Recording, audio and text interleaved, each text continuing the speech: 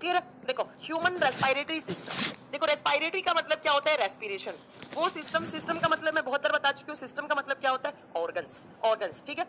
वो ऑर्गन्स, वो अंग जो रेस्पिरेशन में काम आते हैं, जो श्वसन की प्रक्रिया में काम आते हैं, उन सारे ऑर्गन्स को मिलाकर हम किस सिस्टम का नाम देते हैं? उसको हम ह्यूमन रेस्पिरेटरी सिस्टम का नाम देते हैं। क्लियर है? अब एक बात सुनना, ये जो चैप्टर मैं आपको पढ़ाने वाली हूँ, ये जो सिस्टम पढ़ाने वाली हूँ, ये अकेला ऐसा चैप्टर है जहां पे हमेशा स्ट्रक्चर से ज्यादा क्वेश्चंस आते हैं। लाइक कैसे स्ट्रक्चर से क्वेश्चन आएगा कि जो फेरिंग्स क्या होता है, लैरिंग्स क्या होता है, एपिग्लोटिस क्या होता है, ग्लोटिस क्या होता है, उसके बाद आपसे पूछेगा ब्रोंकाई क्या होता है, ब्रोंक्यूल्स क्या होता है, एल्वेलाई क्या होता है, लंग्स की जो मेम्ब्रेन है उसको क्या बोलते हैं, दोनों फेफड़ों के बीच में जो स्पेस है उसको क्या बोलते हैं। ऐसे बहुत सारे क्वेश्चन है, ध्यान से सुनना है, पूरा आपका एक चैप्टर आज खत्म हो जाएगा। ध्यान से सुनिए, देखियो, देखो ह्यूमन रेस्पिरेटरी सिस्टम मतलब मानव का श्वसन तंत्र। रेस्पिरेटरी सिस्टम तो बाद की बात है, पहले आपको पता होना चाहिए कि रेस्पिरेशन का मतलब क्या होता है। मतलब सिस्टम, सिस्टम तो हो गया रेस्पिरेटरी सिस्टम, वो सिस्टम जो रेस्पिरेशन करवाता हो, वो सिस्टम जो श्वसन की क्रिया में भाग लेता हो। अब बात ये आती है कि मैम रेस्पिरेशन का मतलब क्या होता है, या आपसे पूछूं मैं श्वसन का मतलब क्या होता है। आप क्या बोलेंगे मुझे रेस्पिरेशन का मतलब क्या होता है? तो आप में से बहुत सारे बच्चे मुझे बोलेंगे मैम रेस्पिरेशन का मतलब होता है कि ऑक्सीजन को लेना और CO2 को छोड़ना। ऑक्सीजन लेना, CO2 छोड़ना। तो मैं आपको क्लियर कर देती हूँ, ये आप रॉन्ग आंसर दे रहे हैं, ऐसा नहीं होता है। हाँ चलो देखिए, तो सबसे पहली मैं यहाँ पर डेफिनेशन लिख रही हूँ रेस्पिरेशन। आपसे एग्जाम में पूछे कि रेस्पिरेशन का मतलब क्या होता है, श्वसन का मतलब क्या होता है, ये आप बचपन से पढ़ते आ रहे हैं, हम सांस लेते हैं। तो मैं आपसे पूछूं रेस्पिरेशन का मतलब क्या है, तो मुझे पता है आप में से बहुत सारे बच्चे क्या बोलेंगे, इवन इनफैक्ट 99% बच्चे मुझे आंसर देंगे कि मैम ऑक्सीजन लेना, CO2 छोड़ना, मैम ऑक्सीजन लेना, CO2 छोड़ना। तो ये रॉन्ग आंसर, आपका गलत आंसर है। देखो रेस्पिरेशन का मतलब क्या होता है, रेस्पिरेशन का मतलब क्या होता है। मोहित जी कह रहे हैं बहुत अच्छा पढ़ाते हो मैम, मैंने अपने गांव में सबको बता दिया टाइम्स कोचिंग के बारे में। Mohit Prajapati, thank you so much, आप इतना मतलब अगर आपको अच्छा लगता है पढ़ाया हुआ और आपने पूरे गांव में बता दिया हमारे कोचिंग सेंटर के बारे में, तो थैंक यू सो मच। ठीक है, देखिए रेस्पिरेशन का मतलब क्या होता है, कोई भी बच्चा ये नहीं बोलेगा कि ऑक्सीजन लेना, CO2 छोड़ना। रेस्पिरेशन का मतलब क्या होता है मैम, जो हमारे एनवायरमेंट में, जो हमारे वातावरण में एयर है, जो हमारे वातावरण में एयर है, जिसको हम हिंदी में कहा जाता है हवा। हवा में क्या होती है, तो मैम बहुत सारी गैसेस का मिक्सर होता है, हमारे आसपास जितनी भी सारी गैसेस है उनका मिक्सर है। तो हमने एयर ली और वो एयर कहां से एंटर करती है मैम, नाक द्वारा या नोज की हेल्प से एयर एंटर करती है। फिर ये एयर नोज के बाद जाती है आपकी विंड पाइप में। विंड पाइप को साइंस में क्या कहा जाता है, विंड पाइप को हिंदी में कहा जाता है श्वास नली या वायु नली, का एक ही बात है, श्वास नली या वायु नली। ठीक है, और विंड पाइप का एक नाम और होता है, इसको साइंस के लैंग्वेज में कहा जाता है ट्रैकिया। साइंस के लैंग्वेज में इसका नाम होता है ट्रैकिया, हिंदी में भी इसको ट्रैकिया ही कहा जाता है। ठीक है, और इस विंड पाइप का काम क्या होता है, इस एयर को, जो एयर कहां से एंटर की है, नोज से एंटर की है। ठीक है, और ये नोज से कहां लाना, लंग्स तक लाना, मतलब फेफड़ों तक लाना। क्लियर है, लंग्स तक। लंग्स को हिंदी में कहा जाता है फेफड़ा या फूफूस, एक ही बात है। अब मैम लंग्स में क्या होता है, तो लंग्स में मैम ब्लड होता है। ब्लड का मतलब क्या है, रक्त या खून। और इस ब्लड में ये जो एयर आई है, इस एयर के अंदर ma'am oxygen, CO2, argon, helium, neon, जितनी भी हमारे एनवायरमेंट में हमारे आसपास जितनी भी गैसेस हैं वो सारी आई हैं। बट मैम जैसे ही ये गैसेस हमारे लंग्स में आती हैं, हमारे फेफड़ों में आती हैं, दो फेफड़े होते हैं, दोनों फेफड़ों में ब्लड होता है, खून होता है। जैसे ही ब्लड के अंदर ये एयर आई है, तो इस ब्लड में से सिर्फ ब्लड के अंदर कौन सी गैस सॉल्युबल होती है, तो मैम ऑक्सीजन गैस सॉल्युबल होती है। क्लियर है, बाकी जितनी भी सारी चीज आई थी मैम, जितनी भी सारी गैसेस आई थी, वो क्या हो जाती है, वापिस आउट हो जाती है। वापिस क्या हो जाती है, आउट हो जाती है। इस ब्लड में सिर्फ कौन सा गैस सॉल्युबल हुआ, इस रुधिर में, हमारे खून में, हमारे रक्त में सिर्फ कौन सा गैस घुला, ऑक्सीजन। अब ये ऑक्सीजन क्या करता है, तो मैम हमारे ऑर्गन की सारी सेल्स के पास आता है। ये मैंने आपको सर्कुलेटरी सिस्टम में पढ़ा चुकी हूँ मैं ये सारा। ठीक है, ठीक है, ये सारा का सारा मैं पढ़ा चुकी हूँ। इस ग्लूकोज का ब्रेकडाउन कौन करेगा, ये ऑक्सीजन गैस, जहां जो आपने कहां से लिए, हमने एयर की फॉर्म में बाहर से लिए। और जैसे ही इस ग्लूकोज का ब्रेकडाउन होता है, तो यहां से क्या बनता है, कार्बन डाइऑक्साइड प्लस पानी और प्लस एनर्जी, एनर्जी ऊर्जा। और ह्यूमन बॉडी में ऊर्जा किसकी फॉर्म में होती है, मैम आपने पढ़ाया ATP की फॉर्म में होती है, एडिनोसिन ट्राइफॉस्फेट की फॉर्म में होती है। ठीक है, और ये ATP कहाँ स्टोर होता है, तो मैम आपने बताया है इसके बारे में भी, हमारे एक सेल का कंपोनेंट होता है कौन सा, माइटोकॉन्ड्रिया। और माइटोकॉन्ड्रिया माइटोकॉन्ड्रिया के अंदर क्या स्टोर होती है, ऊर्जा, और ऊर्जा बोले तो एनर्जी, और एनर्जी बोले तो किसकी फॉर्म में, एटीपी की फॉर्म में। इसीलिए हम माइटोकॉन्ड्रिया को क्या बोलते हैं, कोशिका का ऊर्जा घर, कोशिका का ऊर्जा घर। क्लियर है? तो मैम इस पूरी प्रोसेस को क्या नाम देते हैं हम, रेस्पिरेशन का प्रोसेस नाम देते हैं। जैसे ही ग्लूकोज का ब्रेकडाउन हुआ, ग्लूकोज टूटा, कार्बन डाइऑक्साइड बना। मैम कार्बन डाइऑक्साइड की कोई रिक्वायरमेंट नहीं है, तो ये क्या हो जाता है, यहाँ से आउट हो जाता है। कैसे आउट होगा, जैसे ही ऑक्सीजन आया था वैसे ही आपके फेफड़ों के पास CO2 आएगा, और यहाँ से CO2 होता हुआ क्या हो जाएगा, आउट। तो इस पूरी प्रोसेस को क्या बोलते हैं हम, रेस्पिरेशन। और इस रेस्पिरेशन में जितने भी ऑर्गन्स पार्ट ले रहे हैं, जैसे नोज, जैसे विंड पाइप, जैसे लंग्स, इन सारे ऑर्गन्स को मिलाकर क्या बोला जाता है, सिस्टम। और पूरा एक साथ मिलाकर क्या बोलेंगे, human respiratory system, human respiratory system. अब मैं आपको बता रही हूँ समरी में कि अगर आपसे कोई पूछे रेस्पिरेशन का मतलब क्या होता है, श्वसन का मतलब क्या होता है, तो आपको रिप्लाई क्या करना है, आपको बोलना है एयर का एंटर करना। एयर कहां से एंटर करती है, नोज से, ठीक है। एयर का एंटर करना, उस एयर का फेफड़ों तक पहुंचना, फेफड़ों तक एयर आ गई, और फेफड़ों में जो ब्लड होता है उस ब्लड में कौन सी गैस का सॉल्युबल होना, ऑक्सीजन का सॉल्युबल होना, और उस ऑक्सीजन से किसका ब्रेकडाउन होना, ग्लूकोज को, ग्लूकोज का टूटना या ग्लूकोज का ब्रेकडाउन होना या ग्लूकोज का ऑक्सीडेशन होना, और उस ग्लूकोज की ब्रेकडाउन से कार्बन डाइऑक्साइड और ऊर्जा का बनना, कार्बन डाइऑक्साइड और एनर्जी का बनना।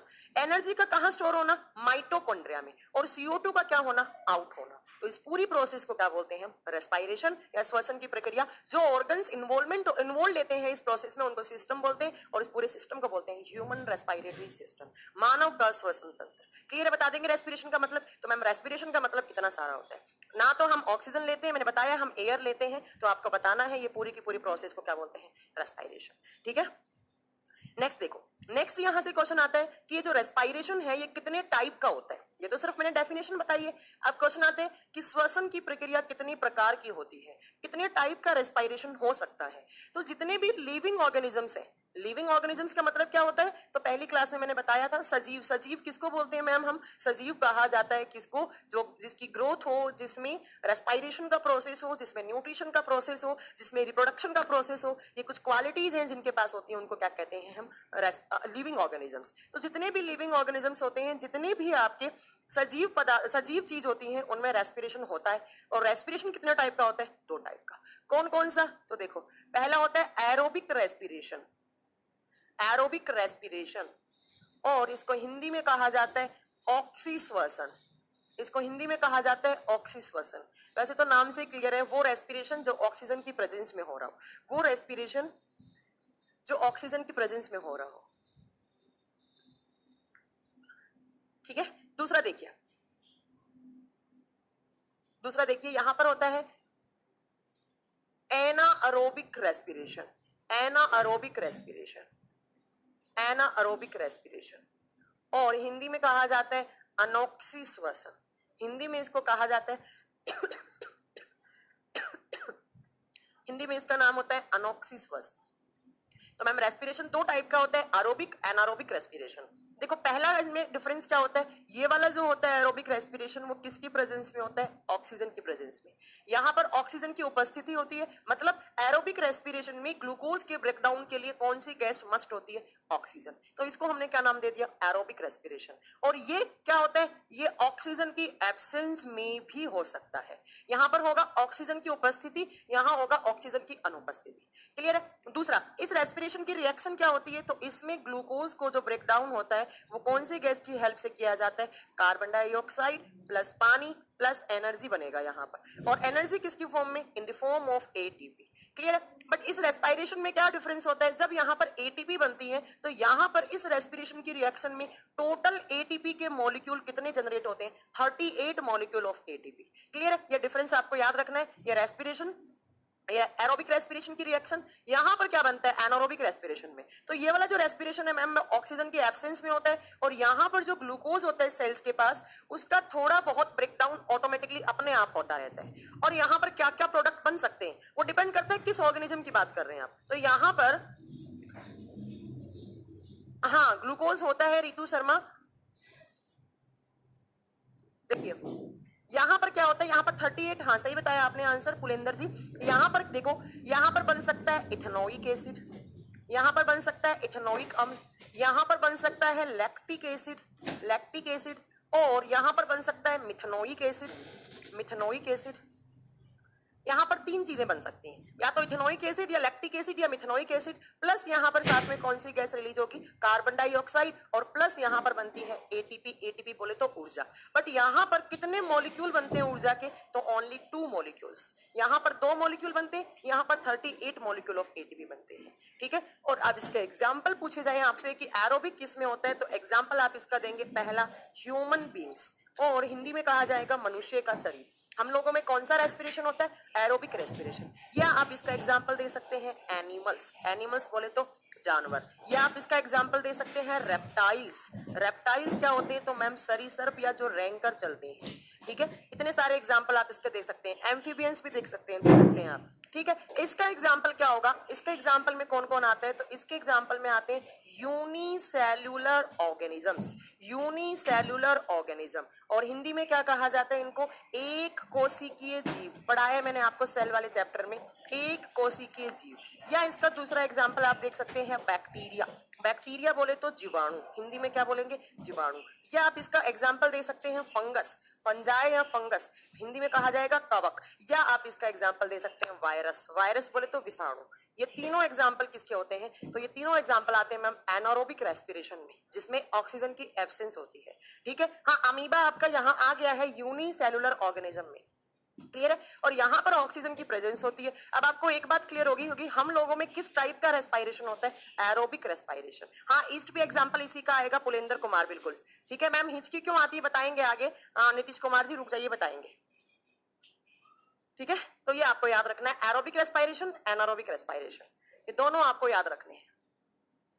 अब देखो नेक्स्ट, अब जितने भी टाइप के ऑर्गेनिजम्स होते हैं उनमें रेस्पायरेशन का तो प्रोसेस होता है, बट जितने भी टाइप के ऑर्गेनिजम्स हैं उनमें रेस्पिरेशन के लिए अलग अलग रेस्पिरेटरी ऑर्गन्स प्रेजेंट होते हैं।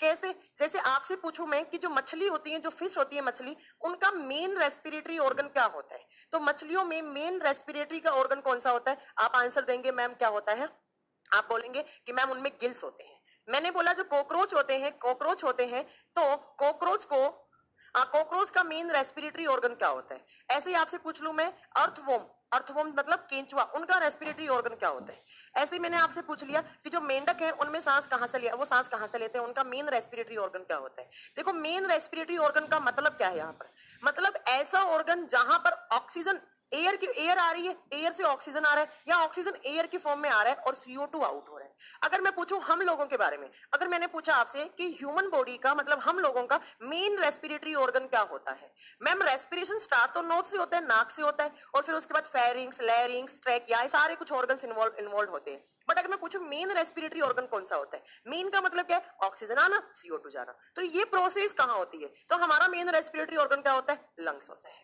क्लियर, ठीक है, चलो अब मैं लिखती हूँ। यहाँ हेडिंग क्या होगी, तो हेडिंग ऐसा कुछ नहीं होगी, बस ये क्वेश्चंस बनते हैं, तो मैं सारे क्वेश्चंस करवा रही हूँ आपको यहाँ से।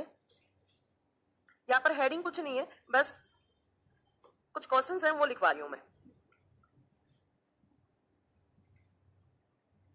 देखो सबसे पहला क्वेश्चन है कि लंग्स किन किन का रेस्पिरेटरी ऑर्गन होता है। लंग्स को हिंदी में फुफ्फुस भी कहा जाता है या फेफड़ा भी कहा जाता है। ठीक है, लंग्स मेन रेस्पिरेटरी ऑर्गन किस किस का होता है, तो आप इसका एग्जांपल दे सकते हैं एनिमल्स, आप इसका एग्जांपल दे सकते हैं ह्यूमन बींग्स, ह्यूमन बींग्स, आप इसका एग्जांपल दे सकते हैं लिजार्ड, लिजार्ड बोले तो छिपकली, छिपकली, और आप इसका एग्जाम्पल दे सकते हैं फ्रॉग, मेंढक। बट मेंढक कब, जब वो धरती पे हो, जब मेंढक धरती पे होता है तो वो रेस्पिरेशन कहां से करता है, लंग से करता है, तो मैंने इसके ब्रैकेट में लिख दिया ऑन अर्थ, मतलब जब वो धरती के ऊपर हो। ठीक है, दूसरा अगर मैं आपसे पूछूं कि गिल्स से सांस कौन लेता है, गिल्स को कहा जाता है गलफड़ा, गलफड़ा। ठीक है, तो गिल्स किसका रेस्पिरेटरी ऑर्गन होता है, मैम मछलियों का होता है, फिश का होता है। अगर मैंने बोला कि जो 3 नंबर पे कि स्किन से कौन कौन सांस लेता है, स्किन से कैसे लेते हैं सांस, देखो हमारे बॉडी में रेस्पिरेशन का प्रोसेस कहाँ होता है, लंग्स में, मतलब ऑक्सीजन एंटर और CO2 आउट कहाँ से होगा, लंग्स में। बट कुछ ऑर्गेनिजम्स, कुछ ऐसे जीव होते हैं जिनका मेन रेस्पिरेटरी ऑर्गन स्किन होता है, वो स्किन से ही सांस ले लेते हैं। ठीक है, अब स्किन में क्या होता है, छोटे छोटे माइक्रोपोर्स होते हैं, छेद होते हैं, छोटे छोटे होल होते हैं, उनके थ्रू क्या होता है, ऑक्सीजन आ जाता है और CO2 आउट हो जाता है। ठीक है, तो स्किन का एग्जाम्पल है एक तो आपका फ्रॉग, मेंढक, तो वो मैम पानी में है, तो मैंने आगे लिख दिया इन वाटर या पानी में।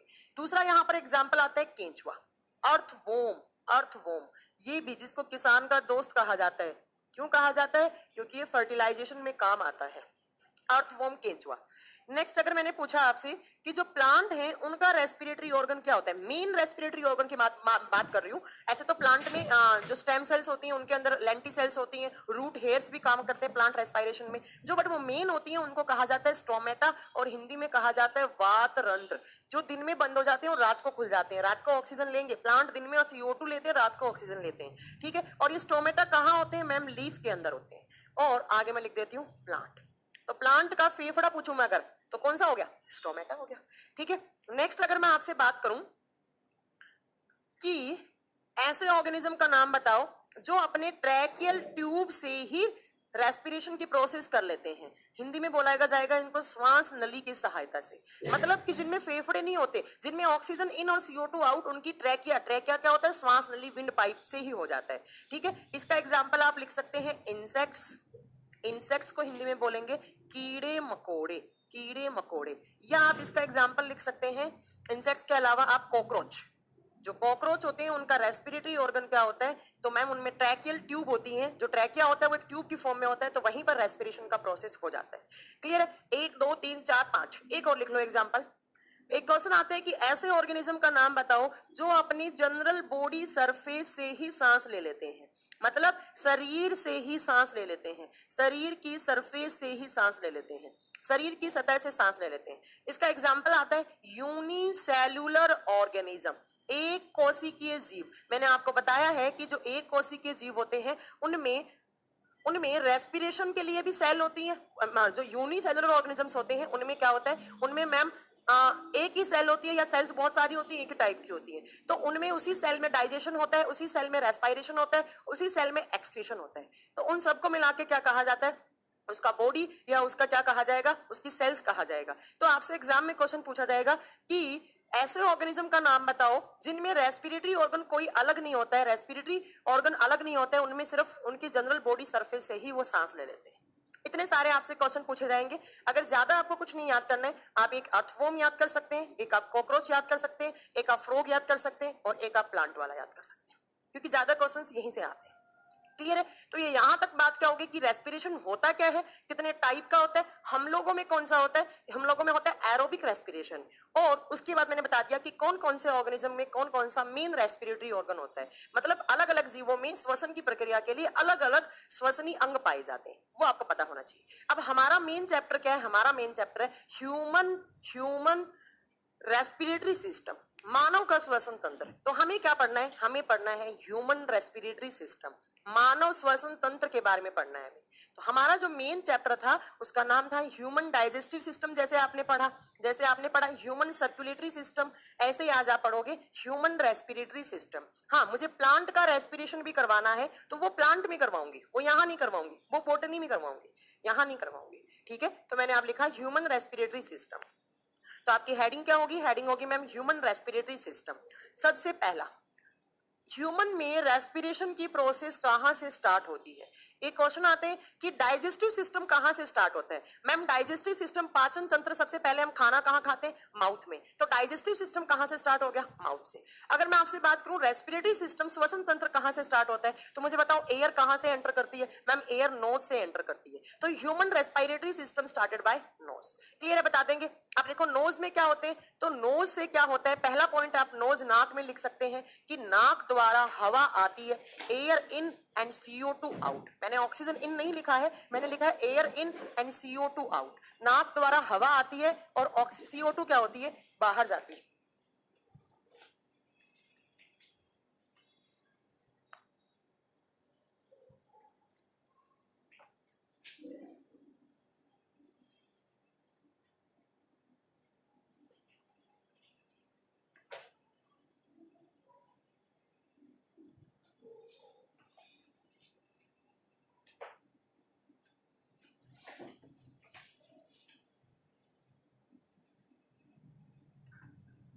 मैं 1 मिनट में आती हूँ, एक घर से फोन आ रहा है, 1 मिनट में आती हूँ।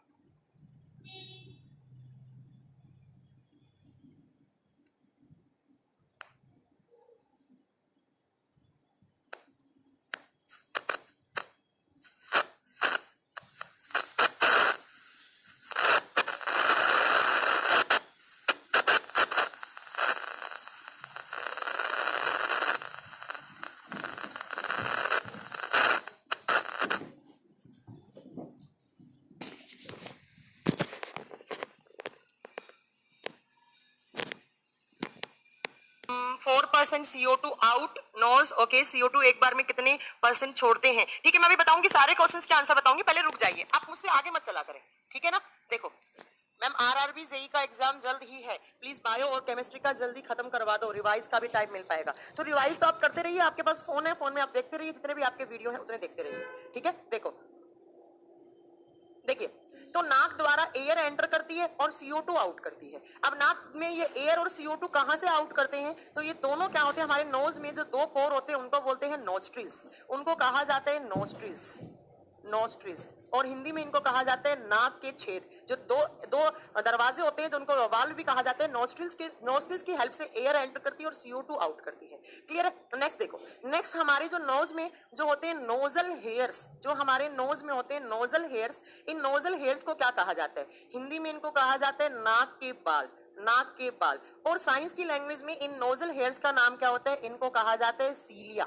एक क्वेश्चन बहुत बार एग्जाम में आता है कि जो नाक के बाल होते हैं उनका नाम क्या होता है, उनको क्या कहा जाता है, उनको सीलिया कहा जाता है। नोजल हेयर्स को क्या कहा जाता है मैम, सीलिया कहा जाता है, क्लियर है। और ये सीलिया क्या करते हैं, ये एज ए फिल्टर काम करते हैं, ये एज ए फिल्टर की तरह काम करते हैं, छानने का काम करते हैं। किसको छानना, जो बाहर से एयर लिए उस एयर में अगर कोई डस्ट पार्टिकल्स आ जाएंगे, अगर कोई लार्ज डस्ट पार्टिकल्स आ जाएंगे तो ये क्या करेंगे, हमारे नोजल हेयर्स या हमारे सीलिया क्या करेंगे, उन लार्ज डस्ट पार्टिकल्स को रिमूव कर देंगे, छान देंगे, उस हवा को छानने का काम करते हैं, जो हवा हमारी नोज से एंटर करती है। अगर उस हवा में थोड़े बड़े धूल मिट्टी के पार्टिकल हुए तो उनको ये रोक देते हैं, तो एज ए फिल्टर काम करते हैं सीलिया। और अगर छोटे मोटे पार्टिकल्स इनसे नहीं रुक पाते और वो छोटे मोटे पार्टिकल्स हमारी ट्रैकिया में, हमारे फेफड़ों में पहुंच जाते हैं, क्लियर है। तो नाक के बालों का नाम क्या होता है, नोजल हेयर्स का नाम क्या होता है, सीलिया। और कभी कभी हमारे बॉडी में जब ये धूल मिट्टी के मॉलिक्यूल्स चले जाते हैं तो धूल मिट्टी के मॉलिक्यूल्स आने से हमारे नाक से पानी आना स्टार्ट हो जाता है, और जो नाक से पानी निकलता है उसको कहा जाता है साइंस में म्यूकस, साइंस में उसको नोजल वाटर या उसको कहा जाता है म्यूकस। नोजल वाटर, नाक के पानी का नाम क्या होता है, तो साइंस में उसको कहा जाता है म्यूकस, और म्यूकस को हिंदी में कहा जाता है सलेष्मा। किसी भी नाम से आ सकते हैं, सारे क्वेश्चन से आपको ध्यान रखना है, उसको क्या कहा जाता है, सलेष्मा, ठीक है। तो मैम एयर कहां से एंटर करी, नोज, नोज में क्या होते हैं, नोस्ट्रिल्स होते हैं जिससे एयर एंटर करती है और CO2 आउट होती है। उसके बाद में हमारे नोज में नोजल हेयर्स होते हैं जिनका नाम होता है सीलिया, और ये सीलिया क्या करते हैं, उस हवा को छानने का काम करते हैं। क्या काम करेंगे उस हवा में छानने का, कोई धूल मिट्टी के बड़े बड़े पार्टिकल्स चले गए तो उसको रिमूव कर देंगे, और अगर छोटे छोटे पार्टिकल्स आ जाते हैं तो क्या हो जाता है, हमें नोजल हेयर्स में जब इन्फेक्शन हो जाएगा तो नोजल वाटर रिलीज होने लग जाते हैं, नाक का पानी जिसको क्या कहते हैं, म्यूकस या श्लेष्मा कहते हैं, क्लियर है। उसके बाद देखिए, नोज से एयर कहां आई, तो नोजल हेयर के पास आई। अब नोज से एयर कहां जाती है, तो आपको 2 नंबर में पढ़ना है फेरिंग्स, आपको 2 नंबर में पढ़ना है फेरिंग्स, 2 नंबर में आपका नाम होता है फेरिंग्स। और फेरिंग्स क्या होता है, देखिए फेरिंग्स को हिंदी में कहा जाता है, अच्छा ये वाई इधर आएगा, एन इधर आएगा, फेरिंग्स हिंदी में इसको कहा जाता है ग्रसनी। हिंदी में थोड़े नाम अजीब से हैं, आप याद करिए। फेरिंग्स, यहाँ पर आपको टर्म ही पढ़ने हैं, इन टर्म से ही क्वेश्चन आते हैं। लाइक आपसे पूछेगा एपिग्लोटिस क्या होता है, एडम्स एपल क्या होता है, लैरिंग्स क्या होता है, ये सारे टर्म ही आपको याद करने हैं सिस्टम में। फेरिंग्स क्या होता है, तो फेरिंग्स वो पार्ट होता है जहां पर दोनों पाइप मिलती हैं, मतलब जहां पर दोनों पाइप मिलकर अलग अलग हो जाती है। देखो ये वाला जो पार्ट होता है, ये होता है आपका माउथ वाला पार्ट, और माउथ वाला पार्ट आप कहां पढ़ते हैं, डाइजेस्टिव सिस्टम में पढ़ते हैं, क्योंकि माउथ खाना खाने का काम करता है। और ये वाला जो पार्ट होता है वो क्या होता है, नोज वाला पार्ट होता है, ठीक है। और ये जो पार्ट है, यहाँ पर देखो, यहाँ से नोज वाला पार्ट आ रहा है, यहाँ से माउथ वाला पार्ट आ रहा है, इस पार्ट को आप नाम देते हैं फेरिंग्स। इस पार्ट को आप क्या नाम देते हैं, तो फेरिंग्स या ग्रसनी नाम दिया जाता है।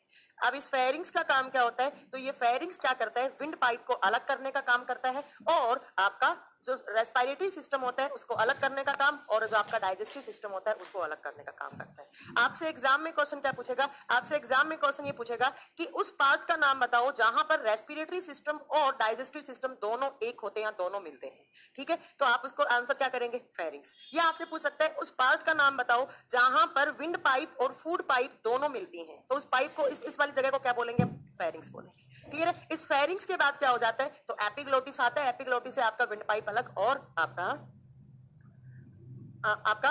जो डाइजेस्टिव सिस्टम है वो अलग हो जाते हैं। तो फेरिंग्स रेस्पिरेटरी सिस्टम में हम पढ़ते हैं। फेरिंग्स एक होता है लैरिंग्स, वो आगे पढ़ेंगे, आपको यहाँ फेरिंग्स पढ़ना है। फेरिंग्स को हिंदी में ग्रसनी कहा जाता है। फेरिंग्स में विंड पाइप और आपका जो यहाँ पर दोनों पाइप लगी हुई है, इस पाइप से यहाँ पर विंड पाइप होता है और आपका फूड पाइप होता है। तो आपको याद रखना है फेरिंग्स क्या होते हैं, जहां पर दोनों पाइप मिलते हैं उस पार्ट को क्या बोलते हैं, फेरिंग्स, क्लियर है। नेक्स्ट आपको यहाँ से क्या याद रखना है, तो नेक्स्ट आपको पॉइंट याद रखना है, एपिग्लोटिस क्या होता है।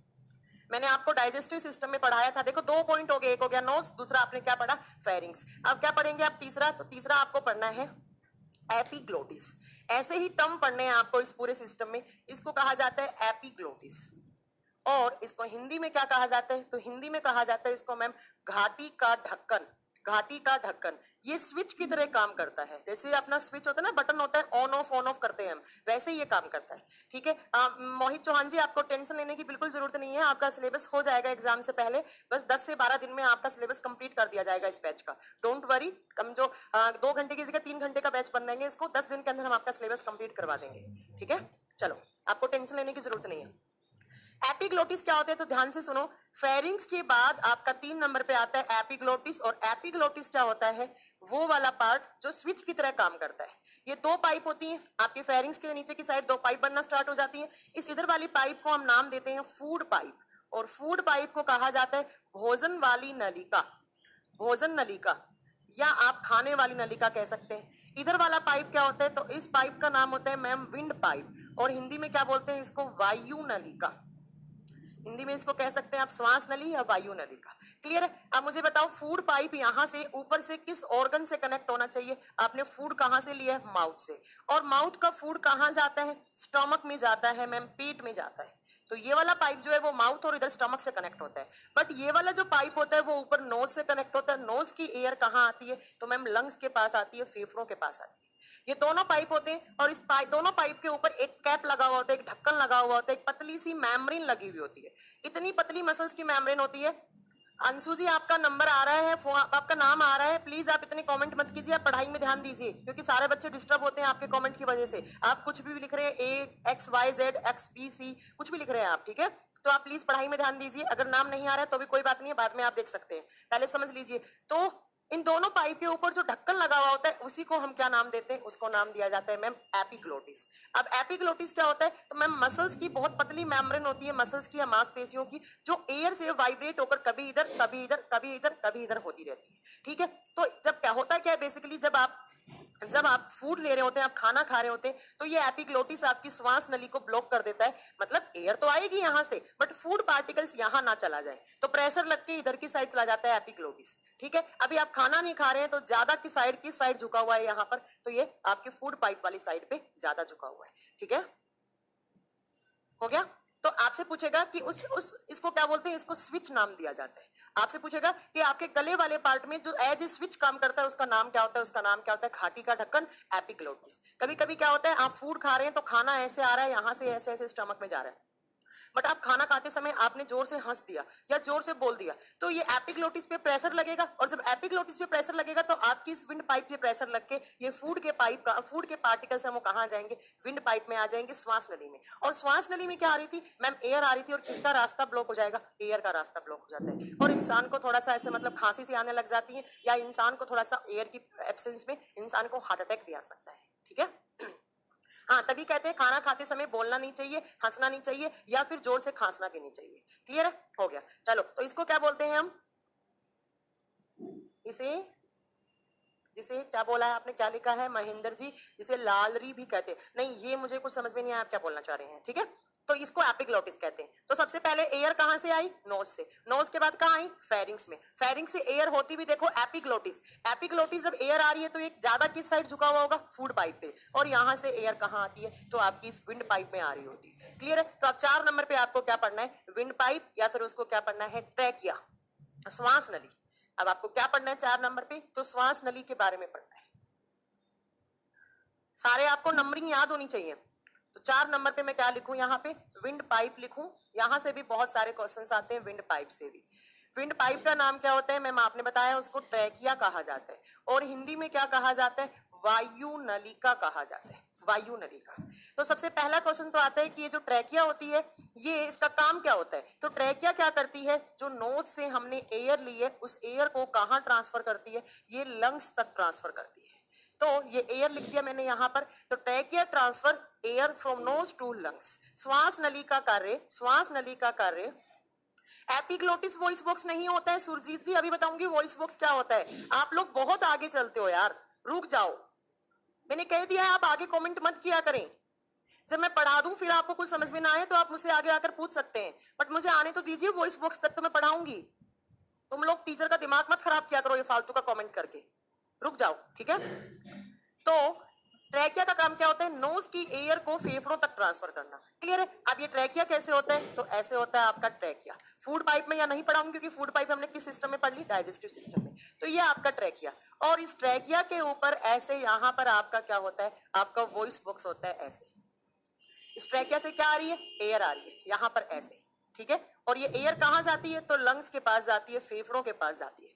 क्लियर है? ये आपका विंड पाइप। अब एक क्वेश्चन आता है कि वॉइस बॉक्स कौन सी पाइप पर होता है? वॉइस बॉक्स कौन सी पाइप पे होता है? तो इसको कहा जाता है वॉइस बॉक्स, और इसका नाम क्या होता है? वॉइस बॉक्स का लैरिंक्स नाम होता है। क्लियर है? ये होता है लैरिंक्स। तो मैम हमारी जो विंड पाइप है उस विंड पाइप के ऊपर क्या होता है? हमारा वॉइस बॉक्स होता है। इसको मैंने लिख दिया लैरिंक्स, इसका नाम होता है। इसको कहा जाता है वॉइस बॉक्स, ठीक है। हिंदी में इसको कहा जाता है स्वर यंत्र या ध्वनि यंत्र भी कहा जाता है इसको, या इसको कहा जाता है ध्वनि यंत्र, जहां से ध्वनि बनती है, जहां से साउंड बनती है। और इस वॉइस बॉक्स के अंदर क्या होती है? इस वॉइस बॉक्स के अंदर होती है वोकल कॉर्ड्स। वोकल कॉर्ड्स को हिंदी में कहा जाता है स्वर रज्जुएं।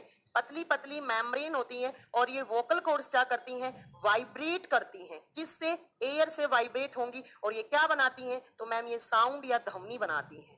क्लियर है? तो इसको साउंड बॉक्स या वॉइस बॉक्स कहा जाता है। किसको? लैरिंक्स को। फेरिंक्स क्या होता है? वो वाला पार्ट जहां पर फूड पाइप और ओइसोफेगस और जो आपका ट्रैकिया होता है दोनों एक साथ आ रही होती है, मतलब माउथ और नोज को मिलाने वाले पार्ट को फेरिंक्स कहते हैं, बट वॉइस बॉक्स को क्या कहा जाता है? लैरिंक्स कहा जाता है। और लैरिंक्स कहाँ पे होता है? मैम हमारी विंड पाइप पे होता है, और विंड पाइप से क्या आती है? एयर आती है, एयर आ रही है। और इस वॉइस बॉक्स के अंदर क्या होते हैं? इस लैरिंक्स के अंदर क्या होती है? वोकल कॉर्ड्स होती हैं। वोकल कॉर्ड्स क्या होती है? वो पतली पतली मेम्ब्रेन मसल्स की या पेशियों की वो पतली पतली झिल्ली जो हवा से वाइब्रेट होकर क्या बनाती है? साउंड बनाती है, आवाज बनाती है। और उसी आवाज को हमारा टंग, हमारा जीभ क्या करता है? वर्ड्स में कन्वर्ट करता है, शब्दों में बदल देता है। और कितना क्या बोलना है वो कौन बताता है? हमारा ब्रेन बताते हैं। क्लियर है? तो आपसे पूछे ह्यूमन वॉइस बॉक्स का नाम क्या होता है? लैरिंक्स। दूसरा क्वेश्चन क्या बन गया? लैरिंक्स कौन सी पाइप पे होता है? तो कौन सी पाइप पे? विंड पाइप पे। वो फेरिंक्स था ऊपर और ये लैरिंक्स है। क्लियर है?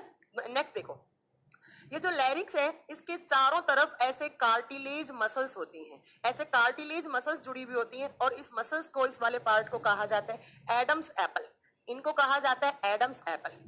कार्टिलेज क्या होती हैं? तो बहुत ही फ्लेक्सिबल होती हैं ये जो मसल्स, जो फ्लेक्सिबल होती हैं। जैसे आपकी नोज की टिप, आप इसको ऐसे करोगे ये इधर से इधर ऐसे पूरी दब जाती है। जैसे आपकी कान की बाहर की ये जो आप जब आप बचपन में कभी शरारत करते होंगे, आपका टीचर आपका कान खींचता था तो ये खिंच जाती है, क्योंकि यहाँ पर क्या होती है? मसल होती है। तो वो इतनी थोड़ी सी स्ट्रॉन्ग मसल्स होती हैं जो क्या होती है? फ्लेक्सिबल होती है। उनको कार्टिलेज, उनको उपास्थि कहा जाता है। ठीक है? तो इसके ऊपर कार्टिलेज लगी हुई होती है। किसके ऊपर? लैरिंक्स के ऊपर कार्टिलेज। और इन्हीं कार्टिलेज को हम हिंदी में कहते हैं उपास्थि, और साइंस में इन कार्टिलेज का नाम क्या होता है? इनको कहा जाता है एडम्स एप्पल। Adam's apple.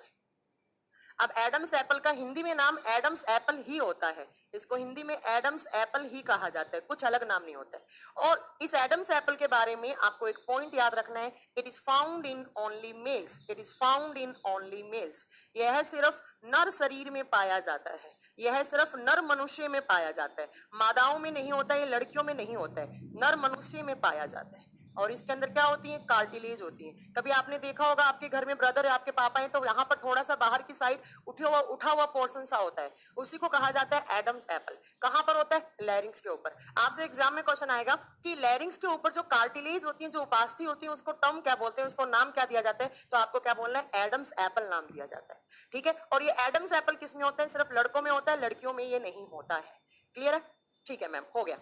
तो मैम सबसे पहले एयर नोज से एंटर करी, नोज से फेरिंग्स में गई, और फेरिंग्स के बाद कहाँ आई? लैरिंग्स में। लैरिंग्स को क्या बोलते हैं? वॉइस बॉक्स, जहां से क्या बनती है? हमारी साउंड बनती है। और इस वॉइस बॉक्स के ऊपर लड़का लड़की दोनों में ऐसे एक और कार्टिलेज जुड़ी हुई होती है, एक छोटा सा इंस्ट्रूमेंट सा और होता है, और उसको कहा जाता है ग्लोटिस। उसको कहा जाता है ग्लोटिस। ग्लोटिस सब में होता है, लड़के में, लड़की में, सब में होता है ग्लोटिस।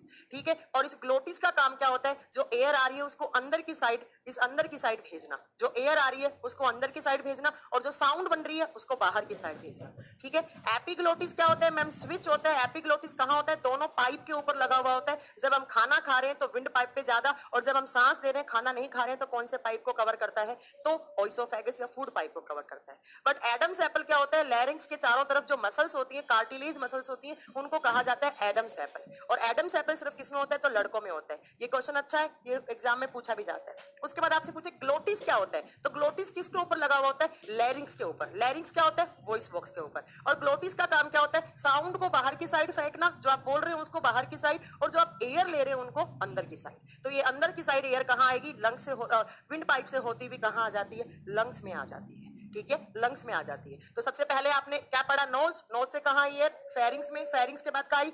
एपिग्लोटिस में। एपिग्लोटिस से कहाँ आई? विंड पाइप में। और विंड पाइप के ऊपर आपने इतने सारे क्वेश्चंस पढ़े, इसको बोलते हैं ध्वनि यंत्र। सुना है ना वो ऐड आता है मूवी चलाने से पहले कि मेरा नाम कमलेश है, ये मेरी मम्मी है, ये बहुत गुटखा खाती थी पहले, तो इनका ध्वनि यंत्र खराब हो गया। तो ध्वनि यंत्र के अंदर क्या होता है? टोबैको का जो लिक्विड होता है वो आकर टार जम जाता है, तो ये लैरिंग्स की जो मसल्स है वो आपकी खराब हो जाती है, वोकल कॉर्ड्स आपकी खराब हो जाती है। फिर डॉक्टर पूरा का पूरा इस लैरिंग्स को बाहर निकाल देता है। क्लियर है? नेक्स्ट देखो यहाँ पर, अब जो ट्रैकिया है आपकी, आगे चलकर ट्रैकिया जो आपका विंड पाइप है वो डिवाइड हो जाता है कहाँ पर? दोनों लंग्स में डिवाइड हो जाता है।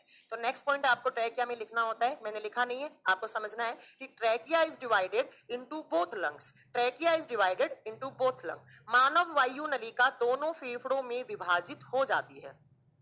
मानव नलिका दोनों फेफड़ों में विभाजित हो जाती है। एडम्स एपल का काम होता है पिच को कंट्रोल करना, जो आपकी साउंड की पिच होती है उसको कंट्रोल करना।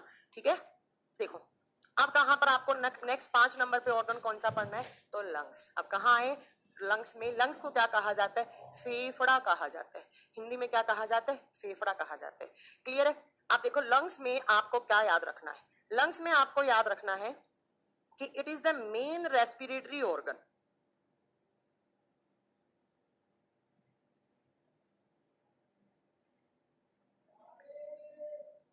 It is the main respiratory organ. अब मेन रेस्पिरेटरी ऑर्गन क्या हो गया?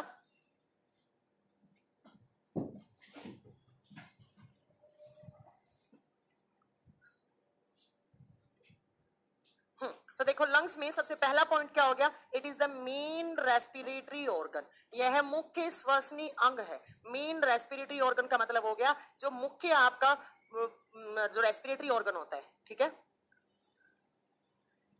इसलिए लड़कों की पिच लो होती है और गर्ल्स की उनमें तो होता ही नहीं है। हाँ निखिल दैया जी, यही रीजन है, बिल्कुल यही रीजन है। ठीक है, तो जो साउंड की जो डीपनेस होती है उसके लिए काम करता है ये कार्टिलेज मसल। किसके अंदर होता है? सिर्फ लड़कों में होता है, एडम्स एपल। ठीक है, देखो तो लंग्स में क्या होता है? मुख्य श्वसनीय अंग या मेन रेस्पिरेटरी ऑर्गन होता है। ठीक है, नेक्स्ट पॉइंट में देखो जो लंग्स होते हैं उसका कलर क्या होता है? तो नेचुरल कलर होता है आपके फेफड़ों का पिंक, गुलाबी कलर के होते हैं। वो बात अलग होता है, स्मोकिंग के बाद ब्राउन या ब्लैक हो जाते हैं, बट वो जो नेचुरल कलर होता है उसको क्या कहा जाता है? उसको पिंक कहा जाता है। नेक्स्ट आते हैं कि लंग्स की स्टडी को क्या कहा जाता है? फेफड़ों के अध्ययन को क्या कहा जाता है? तो लंग्स की स्टडी को कहा जाता है पुल्मोनोलॉजी। पुल्मोनो का मतलब होता है साइंस में लंग्स, पुल्मोनोलॉजी। और स्टडी, लॉजी का मतलब क्या होता है? To study. तो फेफड़ों के बारे में अध्ययन करना क्या हो गया? पुल्मोनोलॉजी हो गया। ठीक है, नेक्स्ट यहां से आता है कि जो हमारे फेफड़े हैं उसके ऊपर जो मेम्ब्रेन लगी है, जो फेफड़ों के बाहर जो झिल्ली लगी है, जो हमारे लंग्स को प्रोटेक्शन का काम करती है, उसका नाम क्या होता है? तो उसको कहा जाता है प्लूरा। उसको कहा जाता है प्लूरा मेम्ब्रेन। क्लियर है? तो हमारे दोनों फेफड़ों के बाहर जो मेम्ब्रेन लगी होती है उस मेम्ब्रेन का नाम होता है प्लूरा मेम्ब्रेन, या हिंदी में बोलते हैं फेफड़ों की झिल्ली। फेफड़ों की झिल्ली, दोनों ही नाम सही है।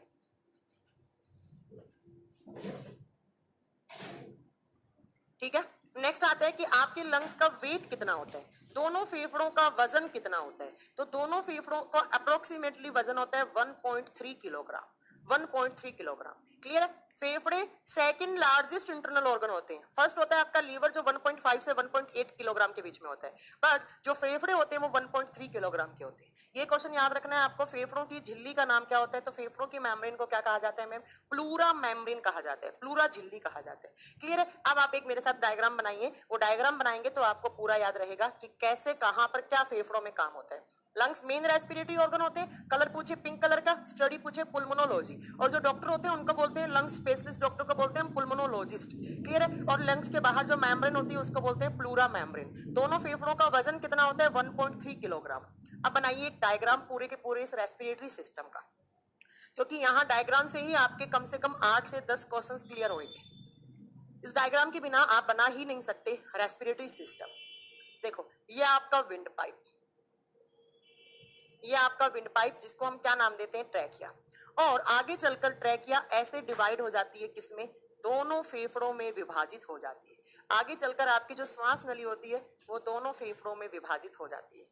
तो ये इधर वाला फेफड़ा कौन सा होता है, इसको कहा जाता है लेफ्ट लंग। और याद करो मेरा सर्कुलेटरी सिस्टम वाला चैप्टर, मैंने कहा था एक फेफड़ा छोटा होता है और एक फेफड़ा क्या होता है मैम, बड़ा होता है। आप मुझे बताएंगे कौन सा लंग छोटा होता है और कौन सा लंग बड़ा होता है। जल्दी बताइए मुझे, कौन सा फेफड़ा छोटा होता है और कौन सा फेफड़ा बड़ा होता है। और छोटा होता है तो क्यों होता है, और छोटा होता है तो क्यों होता है। बताया था मैंने कि जो लेफ्ट वाला लंग है वो ऐसे नहीं होता है, वो कैसे होता है, ऐसे होता है। इस लेफ्ट लंग के अंदर की साइड एक गड्ढा होता है और इस गड्ढे को क्या कहा जाता है मैम, इसको क्या कहेंगे हम, इसको नाम देंगे हम कार्डियक नोच। कार्डियक का मतलब क्या होता है साइंस में, हार्ट, और नोच का मतलब क्या होता है, गड्ढा। तो हमारा कौन सा फेफड़ा छोटा होता है, लेफ्ट वाला। हार्ट की वजह से, बिल्कुल सही बताया, सबने सही आंसर दिया। तो यहाँ पर ये जो लेफ्ट लंग है इसको पहले नाम दे दो आप लेफ्ट लंग। बायां फेफड़ा, बायां फेफड़ा। और इधर वाला कौन सा है, तो ये राइट लंग, दायां फेफड़ा, दायां फेफड़ा, ठीक है। और इसको नाम क्या दूं मैम, ये है ट्रैकिया। ट्रैकिया का मतलब क्या होता है, वायु नलिका या श्वास नलिका, ठीक है। इस ट्रैकिया के ऊपर क्या होता है मैम, ये हमारा ऐसे वॉइस बॉक्स रहता है, और इस वॉइस बॉक्स का नाम क्या होता है, तो इस वॉइस बॉक्स का नाम होता है मैम लैरिंक्स, ठीक है। तो यहाँ पर इसको क्या बोलेंगे, लैरिंक्स। और इस लैरिंक्स के चारों तरफ जो ऐसे कार्टिलेज लगी हुई होती है, जो सिर्फ लड़कों में होती हैं, उसको नाम क्यों दूं मैं, इसको नाम दो ma'am Adam's apple. Adam's apple sound की डीपनेस के लिए होती है ये एडम्स एप्पल, क्लियर है। और इन दोनों आपके फेफड़ों के नीचे ऐसे एक मस्कुलर ऑर्गन होता है जिसको कहते हैं हम डायफ्राम, जिसका नाम क्या होता है, डायफ्राम। डायफ्राम के दो काम होते हैं, एक हमारी ब्रीदिंग रेट को रेगुलेट करना, और दूसरा डायफ्राम का काम होता है एब्डोमिनल कैविटी और थोरेसिक कैविटी को दोनों को अलग अलग करना। तो इसका नाम होता है डायफ्राम। डायफ्राम कभी सुना है आपने डायफ्राम नाम, कोई बात नहीं, आज सुना दूंगी मैं, डायफ्राम, क्लियर है। और इस मेम्ब्रेन को नाम क्या दूं मैं, मैम इसको नाम दो आप प्लूरा। इसका नाम क्या होता है, प्लूरा। और ये जो दोनों फेफड़ों के बीच में ये जो स्पेस है, इस स्पेस को नाम दिया जाता है मेडियास्टेनम। कैसे दिखाऊं मैं, यहां दिखाती हूँ। इस स्पेस का नाम होता है मेडियास्टेनम स्पेस। सेम नाम हिंदी में होता है मेडियास्टेनम, मेडियास्टेनम, ठीक है। और आगे मैंने लिख दिया स्पेस, समझ आएंगे आप। दोनों फेफड़ों के बीच में जो स्पेस है उसको नाम क्या दिया जाता है, मेडियास्टेनम। और इस नोच को क्या नाम दूं मैं, इस नोच को दिखा दो मैम आप, कार्डियक नोच। कार्डियक नोच का मतलब क्या होता है, हृदय गुहा। और इस कार्डियक नोच के अंदर क्या होता है मैम, इसके अंदर हार्ट होता है, ठीक है। तो हमारा एक फेफड़ा छोटा, एक फेफड़ा बड़ा, कुछ ऐसी स्ट्रक्चर होती है आपकी फेफड़ों की। और इस लैरिंग से होती हुई क्या आ रही है मैम, एयर आ रही है। और एयर कैसे, तो ऐसे दोनों फेफड़ों में, क्लियर है। तो मैंने आपको एडम्स एप्पल, लैरिंग्स, उससे ऊपर फेरिंक्स, उससे ऊपर नोज और ट्रैकिया पढ़ा दिया। और मैंने एक टर्म बोला कि ट्रैकिया दोनों फेफड़ों में डिवाइड हो जाती है। तो ये वाला कौन सा, राइट वाला, ये कौन सा, लेफ्ट वाला, क्लियर है। मैम आपकी सारी वीडियो एक YouTube चैनल पे फ्री में दिखा रहा है। हाँ 3-4 हैं, वो आज ब्लॉक हो जाएगा, हमें पता है। 3-4 चैनल वाले कर रहे हैं, बहुत कर रहे हैं। हम बोलेंगे उनको पर रिपोर्ट करवाएंगे। अब क्या करें, अभी हम लोग ऐप को अपडेट करवा रहे हैं, तो उसमें ऑप्शन होगा स्क्रीन रिकॉर्डिंग नहीं कर सकता कोई भी, तो उसके बाद नहीं होने वाला ये सब, क्लियर है। तो ये क्या हो गया, तो ये आपका फेफड़ा देख लीजिए, ऐसा आपका कुछ फेफड़ा होता है। ये दोनों फेफड़े आपके थोड़े से ऐसे कुछ स्ट्रक्चर में होते हैं। जो लेफ्ट वाला होता है वो छोटा होता है क्योंकि कार्डियक नॉच होता है, और जो राइट वाला होता है वो थोड़ा ऊंचा भी होता है, इसलिए मैंने थोड़ा ऊंचा बनाया है। और दोनों का एक साथ वेट कितना होता है, तो दोनों का एक साइड 1.3 किलोग्राम, 1.3 किलोग्राम, ठीक है। और अब देखो ध्यान से सुनिएगा, ये आपकी ट्रैकिया है, और ये जो ट्रैकिया का यहां से लेकर यहां तक ये जो डिवीजन होता है, ये जो ट्रैकिया सबसे पहली बार में डिवाइड हुई है, ट्रैकिया आगे चलकर, ये ट्रैकिया श्वास नली आ रही थी, ये आगे चलकर ऐसे होगी, दो पार्ट में होगी। तो ये जो ट्रैकिया का प्राइमरी डिवीजन है, ध्यान से सुनना है आपको, यहाँ से बहुत सारे क्वेश्चंस आते हैं। ये जो ट्रैकिया का प्राइमरी डिवीजन है, यहाँ से लेकर यहाँ तक, यहाँ से लेकर यहाँ तक, ठीक है। इस प्राइमरी डिवीजन को नाम क्या दिया जाता है, तो इसको नाम दिया जाता है ब्रोंकाई। इसको नाम दिया जाता है ब्रोंकाई, हिंदी में ब्रोंकाई ही बोलते हैं। और या कभी कभी इसका नाम होता है वायु नलिका, या इसका नाम लिखा होता है वायु नलिका। ठीक है, अब आपसे एग्जाम में क्वेश्चन क्या पूछेगा, आपसे एग्जाम में क्वेश्चन पूछेगा क्या ट्रैकिया के या श्वास नली के प्राइमरी डिवीजन का नाम क्या होता है। तो ट्रैकिया के प्राइमरी डिवीजन का नाम क्या हो गया, ब्रोंकाई। ये भी ब्रोंकाई है, ये भी ब्रोंकाई है। जब हमारी श्वास नली प्रथम बार में विभाजित हुई तो उस विभाजन को नाम क्या देते हैं, ब्रोंकाई। क्लियर है। अब क्या होता है, ये ब्रोंकाई भी आगे चलकर ऐसे पतली पतली और डक्ट में डिवाइड हो जाती है। ऐसे ये जो आपके ब्रोंकाई हैं, ये जो वायु नलिका है, वो ऐसे जाकर और पतली पतली बहुत सारी पाइप में विभाजित हो जाती है। ठीक है, अब देखो ट्रैकिया का ये कौन सा डिवीजन होगा, सेकेंडरी, और ब्रोंकाई का कौन सा होगा, प्राइमरी डिवीजन। मैं फिर रिपीट कर रही हूँ, सुन लीजिए। आराम से सुनिए, कंफ्यूज मत होइए। ये ट्रैकिया हमारी एयर लेकर आ रही है। ट्रैकिया जब दोनों फेफड़ों में डिवाइड करती है तो उस डिवीजन को नाम देते हैं हम ब्रोंकाई। ठीक है, तो ट्रैकिया के प्राइमरी डिवीजन को, श्वास नली के प्रथम विभाजन को नाम क्या दे दिया हमने, ब्रोंकाई नाम दे दिया। ठीक है, अब मैम ये ब्रोंकाई भी आगे चलकर पतली पतली पाइप में ऐसे डिवीजन हो जाता है इनका, तो ये ब्रोंकाई का तो प्राइमरी डिवीजन हुआ, क्योंकि ये देखो ये ब्रोंकाई तो है, ये भी ब्रोंकाई तो है, और ब्रोंकाई का तो प्राइमरी डिवीजन हो गया। बट ट्रैकिया का कितना डिवीजन, सेकेंडरी डिवीजन हो गया। और इस स्ट्रक्चर को जो मैंने ब्लैक ब्लैक दिखाया, इस स्ट्रक्चर का नाम होता है, इसको कहा जाता है ब्रोंक्यूल्स। इसको कहा जाता है ब्रोंक्यूल्स, और हिंदी में इसको कहा जाता है वायु कोष्ठ नलिकाएं। हिंदी में थोड़ा कंफ्यूजन सा है, वायु कोष्ठ नलिकाएं, ब्रोंक्यूल्स कहा जाता है इनको। ठीक है, इनको नाम क्या दिया जाता है, ब्रोंक्यूल्स। तो आपसे पूछेगा कि ट्रैकिया के सेकेंडरी डिवीजन का नाम क्या है, ब्रोंक्यूल्स। हिंदी में या तो ब्रोंकाई या ब्रोंक्यूल्स ही लिखा हुआ आता है। क्लियर है। अब ये ब्रोंकाई, जो ब्रोंकाई है, ब्रोंकाई से ब्रोंक्यूलस, और ब्रोंक्यूलस से भी आगे चलकर डिवाइड हो जाती है। ठीक है, और ये ब्रोंक्यूल्स भी क्या होती हैं, आगे चलकर डिवाइड हो जाती हैं, और एंड में चलकर ऐसे गुब्बारे जैसी बहुत सारी स्ट्रक्चर्स बना लेती है। ऐसे बहुत सारे गुब्बारे जैसे बन जाते हैं, और अंगूर जैसे, अंगूर में जैसे पानी होता है, जैसे आप गुब्बारे में पानी भरते हो, ऐसी बहुत सारी छोटी छोटी स्ट्रक्चर बन जाती है, सैक लाइक स्ट्रक्चर बन जाती है। और इनको नाम क्या दिया जाता है, यही मेन है इस चैप्टर में। इन गुब्बारों को नाम दिया जाता है एल्वेओली। इन गुब्बारों का नाम होता है एल्वेओली, और एल्वेओली को हिंदी में कहा जाता है कुपिका। एल्वेओली को हिंदी में क्या कहा जाता है, कुपिका। अब देखो आपके क्वेश्चंस कैसे बनेंगे। ट्रैकिया जब सबसे पहली बार डिवाइड हुई, उस डिवीजन को हमने नाम क्या दिया, bronchi. Primary division of trachea is known as bronchi. Then secondary में दूसरा पॉइंट क्या होगा कि secondary division of trachea and primary division of bronchi is known as bronchioles. ठीक है, श्वास नली का दूसरा, ब्रोंकाई का प्रथम विभाजन नाम क्या होगा, वायु कोष्ठ नलिका या ब्रोंक्यूल्स होगा। ठीक है, नेक्स्ट ब्रोंक्यूल्स का प्राइमरी डिवीजन, ब्रोंकाई का सेकेंडरी, और ट्रैकिया का टर्सरी डिवीजन या थर्ड डिवीजन का नाम क्या होगा, तो इसको एल्वेओली बोलेंगे। मैम थोड़ा सा टफ नाम है, कोई बात नहीं, एक दो बार पढ़ोगे आप, आपको सारे नाम याद हो जाएंगे। इसी बात को मैं यहाँ लिख देती हूँ ताकि आपको क्या हो, याद हो जाए इजीली, क्योंकि एग्जाम में क्वेश्चंस आते हैं, इसीलिए मैं, देखो ये जो सेम नाम लिखे मैंने इधर, सेम नाम आपके इधर होते हैं। क्लियर है, देखो मैं यहाँ पर इस चीज को लिख देती हूँ। सबसे पहला है आपका primary division of, primary division of trachea. Trachea क्या होता है, श्वास नली, और हिंदी में क्या हो जाएगा, श्वास नली का, प्राइमरी का मैंने सिंबल लगाया है ऐसे, ठीक है, इसको प्राइमरी लिखा जाता है ऐसे, एक और ऊपर डिग्री का सिंबल। श्वास नली का प्रथम विभाजन, श्वास नली का प्रथम विभाजन, बताओ मुझे इसका नाम क्या होगा, यहां से देखकर बताओ डायग्राम में। श्वास नली के प्रथम विभाजन को नाम क्या देंगे हम, मैम इसको नाम देंगे हम ब्रोंकाई। इसको नाम देंगे ब्रोंकाई, या हिंदी में इसको क्या कहा जाता है मैम, वायु नलिका कहा जाता है।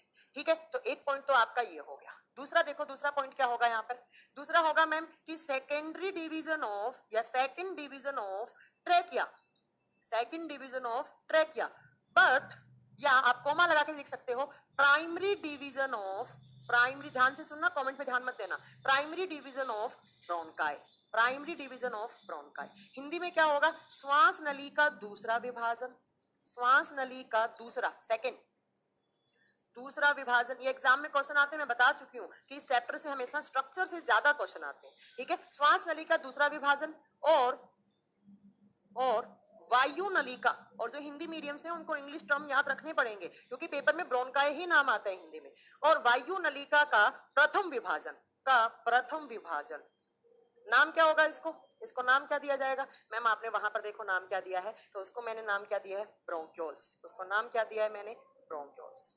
और हिंदी में क्या बोलेंगे इसको, हिंदी में कहा जाता है वायु कोष्ठ, वायु कोष्ठ। अब देखो नेक्स्ट, नेक्स्ट थर्ड पॉइंट क्या होगा, थर्ड पॉइंट में होगा मैम कि third division of trachea, third division किसका हो गया, trachea, secondary division of, secondary division of bronchi, क्योंकि ब्रोंकाई का दूसरा डिवीजन है, and primary division of, primary किसका होगा, ब्रोंक्यूल्स का। ब्रोंक्यूल्स का। और हिंदी में क्या हो जाएगा, श्वास नली का तीसरा, हिंदी लिख सकते हैं आप अपने आप, ब्रोंकाई का दूसरा, यहाँ पे मैंने दूसरा लिखा है, और ब्रोंकिलस मतलब वायु पोस्ट का कौन सा, प्रथम विभाजन। और इसको नाम क्या देंगे, तो इसको नाम मैम ने क्या दिया है, एल्वेओली नाम दिया है। एल्वेओली को हिंदी में क्या कहा जाता है, कुपिका। एल्वेओली को क्या कहा जाता है, कुपिका। ये तीनों लाइन एक बार 1 मिनट के लिए आप रीड आउट कर लो। अरे रुक जाओ आप राज बहादुर जी, आप बहुत आगे चलते हैं। फिर आपने पूछ लिया डायफ्राम का क्या काम है, मुझे डायफ्राम तक आप आने तो दो, पहले मुझे डायफ्राम तक आने तो दो, उससे पहले ही आप मतलब स्टार्ट हो गए हैं पूछना। यही तो मुझे पसंद नहीं आता। मुझे बस आप लोगों में एक ही चीज समझ में नहीं आती कि आप लोग टीचर से ज्यादा आगे क्यों चलना चाहते हैं। जल्दी से याद करो, जो मैंने बोला है कि याद करो तो यही याद करो।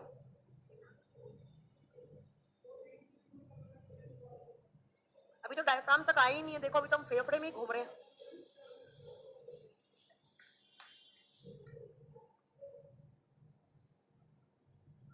बोमिन कैप्सूल यहाँ नहीं होते, देवाशीष जांगीर, देवाशीष जांगीर नहीं, Jharkhand, Devashish Jharkhand. Bowman's capsule excretory organ का काम, एक्सक्रीटरी सिस्टम में होता है Bowman's capsule and glomerulus capsule.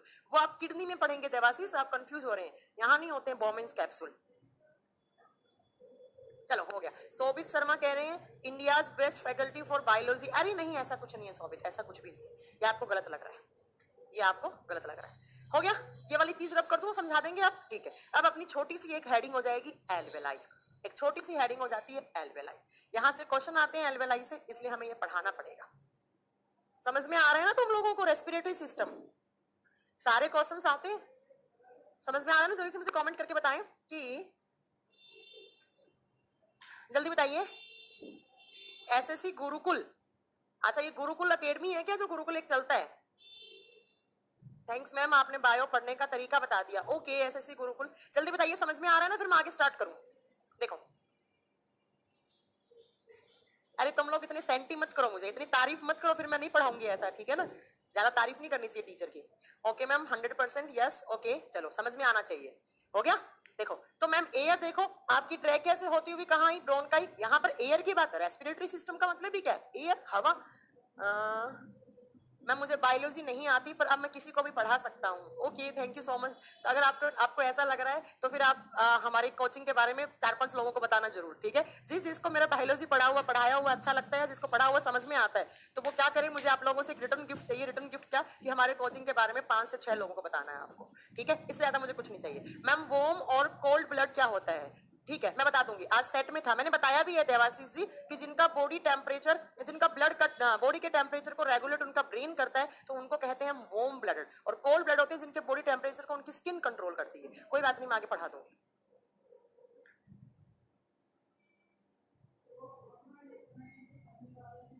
चलो ठीक है।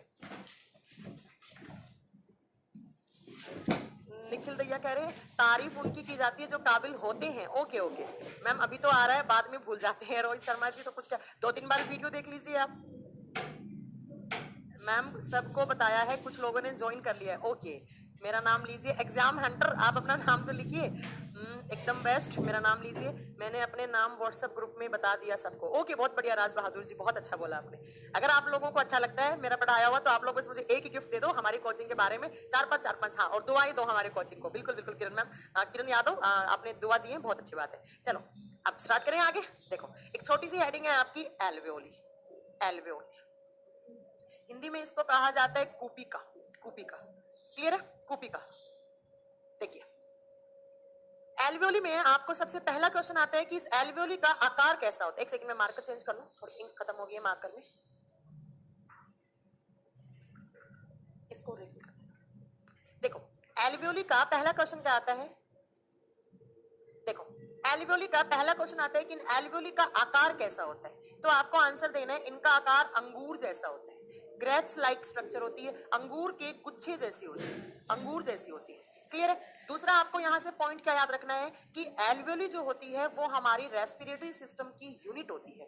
या आपसे एग्जाम में क्वेश्चन आ सकता है कि फेफड़े की यूनिट का नाम बताओ, फेफड़े की यूनिट का नाम बताओ। देखो जैसे मैंने बोला ब्रेन की यूनिट या ब्रेन की सेल्स का नाम क्या होता है, न्यूरॉन। मैंने बोला किडनी की सेल्स का नाम बताओ, आप मुझे क्या बताओगे? तो आप मुझे बताने लगोगे कि मैम नेफ्रॉन बोलते हैं उनको। मैंने बोला आप अपने ब्लड की सेल्स का नाम बताओ, आप ब्लड की सेल्स का क्या बताओगे? RBC, WBC, platelets. ऐसे ही मैंने आपसे पूछा कि फेफड़ा भी एक ऑर्गन है और ऑर्गन की बेसिक यूनिट क्या होती है? सेल या कोशिका। तो मुझे बताओ फेफड़ों की बेसिक यूनिट क्या होती है? तो आप उसका आंसर क्या देंगे? एल्वेलाई। तो एल्वेलाई को दो टाइप के क्वेश्चन आते हैं एल्वेलाई से। देखो पहला आता है कि it is the structural and functional unit of lungs। Hindi में बोलेंगे इसको फेफड़ों की संरचनात्मक का मतलब होता है इसी से मिलकर बना हुआ, और क्रियात्मक इकाई कहा जाता है। और क्रियात्मक का मतलब होता है जो फेफड़ों का काम होता है वो कौन कर रहा होता है? तो वो एल्वेलाई कर रही होती है। ठीक है, एग्जाम में बहुत बार क्वेश्चन आते हैं, मैंने स्टार कर दिया है, पूछेगा आपसे एग्जाम में कि लंग्स की स्ट्रक्चरल एंड फंक्शनल यूनिट का नाम बताओ, या कभी कभी क्वेश्चन आ सकता है फेफड़ों की सेल कोशिकाओं का नाम बताओ। ठीक है, तो आप उसको क्या बोलेंगे? एल्वेलाई बोलेंगे। ठीक है, हाँ, कार्यात्मक और संरचनात्मक यूनिट एल्वेलाई होती है। अब कितनी होती है? तो 1,00,000 एल्वेओली एक लंग में होती है। ठीक है, ये भी आपको याद रखना है, एक फेफड़े में 1,00,000 होती है। और कभी कभी इसको एक पॉइंट और भी लिखवा देती हूँ, यूनिट ऑफ रेस्पिरेटरी सिस्टम। ये भी क्वेश्चन आ सकता है एग्जाम में कि आपकी रेस्पिरेटरी सिस्टम की यूनिट क्या होती है या श्वसन तंत्र की इकाई क्या होती है? आंसर क्या देंगे? एल्वेलाई होती है। एक फेफड़े में कितनी? 1,00,000। दोनों में कितनी होती है? 2,00,000 हो गई। और ये अंगूर जैसी या सैक लाइक स्ट्रक्चर्स होती हैं। अब मैम इसको हमने स्ट्रक्चरल एंड फंक्शनल यूनिट बोला क्यों? ये बताओ आप। ये तो नॉर्मल बात होगी, चलो ये अंगूर जैसी स्ट्रक्चर होती है और ये फेफड़ों की संरचनात्मक और क्रियात्मक इकाई होती है, एक फेफड़े में 1,00,000 होती है, और रेस्पिरेटरी सिस्टम की इसको इकाई बोलते हैं। अब ये बताओ कि मैम हमने इसको क्यों बोला है स्ट्रक्चरल एंड फंक्शनल यूनिट? देखो स्ट्रक्चरल का मतलब होता है इसी से मिलकर बना हुआ। हमारे फेफड़े में ऐसे बहुत सारी 1,00,000 एल्वियोली होती है, ऐसे बहुत सारी, दोनों फेफड़ों के अंदर 2,00,000 एल्वेलाइज होती है, 2,00,000 कुपिकाएं होती है। तो स्ट्रक्चरल का तो मतलब हो गया मैम इसी से मिलकर बना हुआ। बट मैम हमने इसको फंक्शनल क्यों बोला है? तो जो काम आपके फेफड़ों का होता है वो काम कौन करता है? एल्वेलाई करता है। अब मैं आपसे पूछना चाहती हूँ कि फेफड़ों का काम होता क्या है? मुझे जल्दी से कमेंट करके बताओ फेफड़ों का काम क्या होता है, जल्दी बोलो। मैंने आपको फर्स्ट क्लास में बताया है लंग्स किस प्रोसेस पे काम करते हैं, जल्दी बताइए मुझे फेफड़ों का काम क्या होता है। I won't right answer,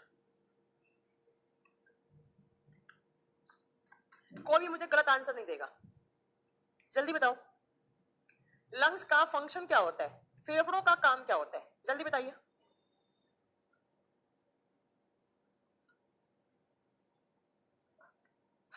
oxygen in CO2 out, oxygen in CO2। हाँ, इंजीनियर प्रदीप तिवारी ने सही आंसर दिया, टू एक्सचेंज ऑफ गैसेस।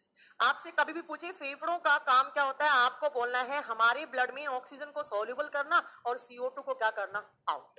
अभी मैंने जब रेस्पिरेटरी सिस्टम स्टार्ट किया था तो मैंने बताया था कि एयर आकर हमारे फेफड़ों में जो ब्लड होता है उस ब्लड के अंदर कौन सी गैस सॉल्युबल होती है? ऑक्सीजन। रोहित शर्मा आपने बहुत सही आंसर दिया, SSC गुरुकुल आपने बहुत सही आंसर दिया, शैलेंद्र जी आपने भी सही आंसर दिया, और दीपक आपने गलत बोला कि ब्लड में मिक्स करना, नहीं, ब्लड में ऑक्सीजन मिक्स करना एंड CO2 आउट करना। तो अब आपसे कभी भी पूछे कि फेफड़ों का जो फंक्शन होता है वो कौन करता है, तो मैम फेफड़ों में जो ऑक्सीजन इन होती है और CO2 आउट होता है वो कहां पर होता है? एल्वेलाई। इस प्रोसेस को प्यूरिफिकेशन या बोल सकते हैं आप एक्सचेंज ऑफ गैसेस। ठीक है, क्यों? क्योंकि एल्वेलाई के पास होता है सरफेस एरिया, और इस सरफेस एरिया के अंदर हमारी जो गैसें होती हैं उनका आदान प्रदान हो जाता है। गैस का आदान प्रदान कैसे होगा? CO2 out oxygen in, CO2 out oxygen in, और इस प्रोसेस को नाम क्या देते हैं? प्यूरिफिकेशन। तो आपसे पूछे फेफड़ों का काम क्या होता है? ब्लड को प्यूरिफाई करना, ब्लड का प्यूरिफिकेशन करना, और फेफड़ों में ये काम कौन करता है? तो कौन करता है? एल्वेलाई। इसीलिए हम एल्वेलाई को क्या बोलते हैं? Structural and functional unit of lung या structural and functional unit of respiratory system.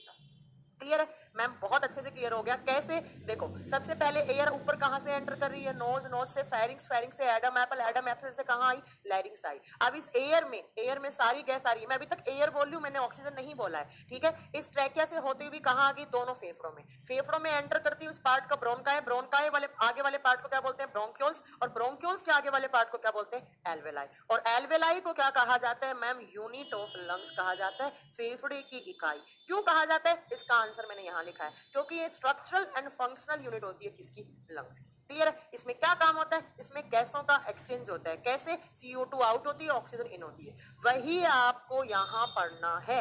अब मुझे यही पढ़ाना है कि इस एल्वेलाई में कैसे CO2 आउट होती है और कैसे ऑक्सीजन इन करती है। इसी प्रोसेस को हम प्यूरिफिकेशन बोलते हैं, और कहां पर होती है, एल्वेलाई।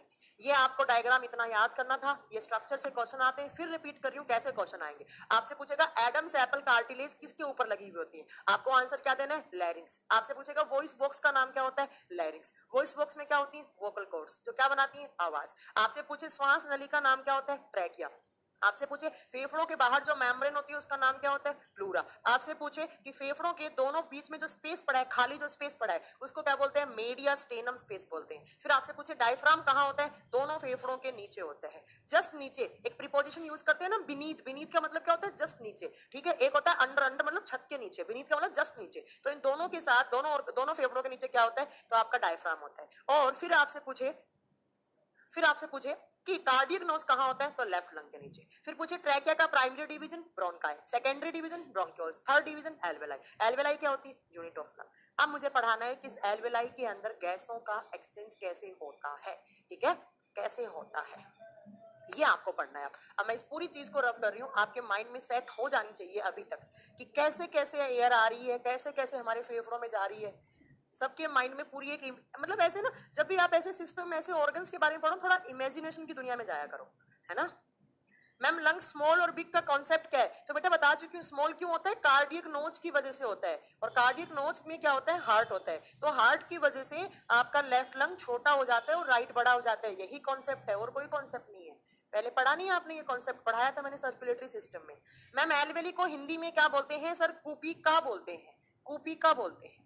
अब आपको हेडिंग देनी है प्यूरिफिकेशन ऑफ ब्लड, हिंदी में क्या कहा जाएगा इसको, हिंदी में कहा जाएगा रुधिर का शुद्धिकरण, रुधिर का शुद्धिकरण।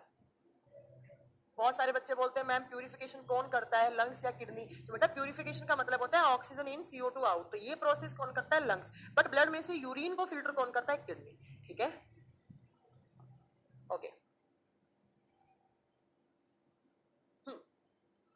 देखो प्यूरिफिकेशन ऑफ ब्लड कहाँ होगा, तो फेफड़ों की यूनिट में होगा। तो यही आपका पहला क्वेश्चन हो गया। और एल्वियोली को हिंदी में क्या कहा जाता है, या तो एल्वियोली या इसको कुपिका कहा जाता है, कुपिका।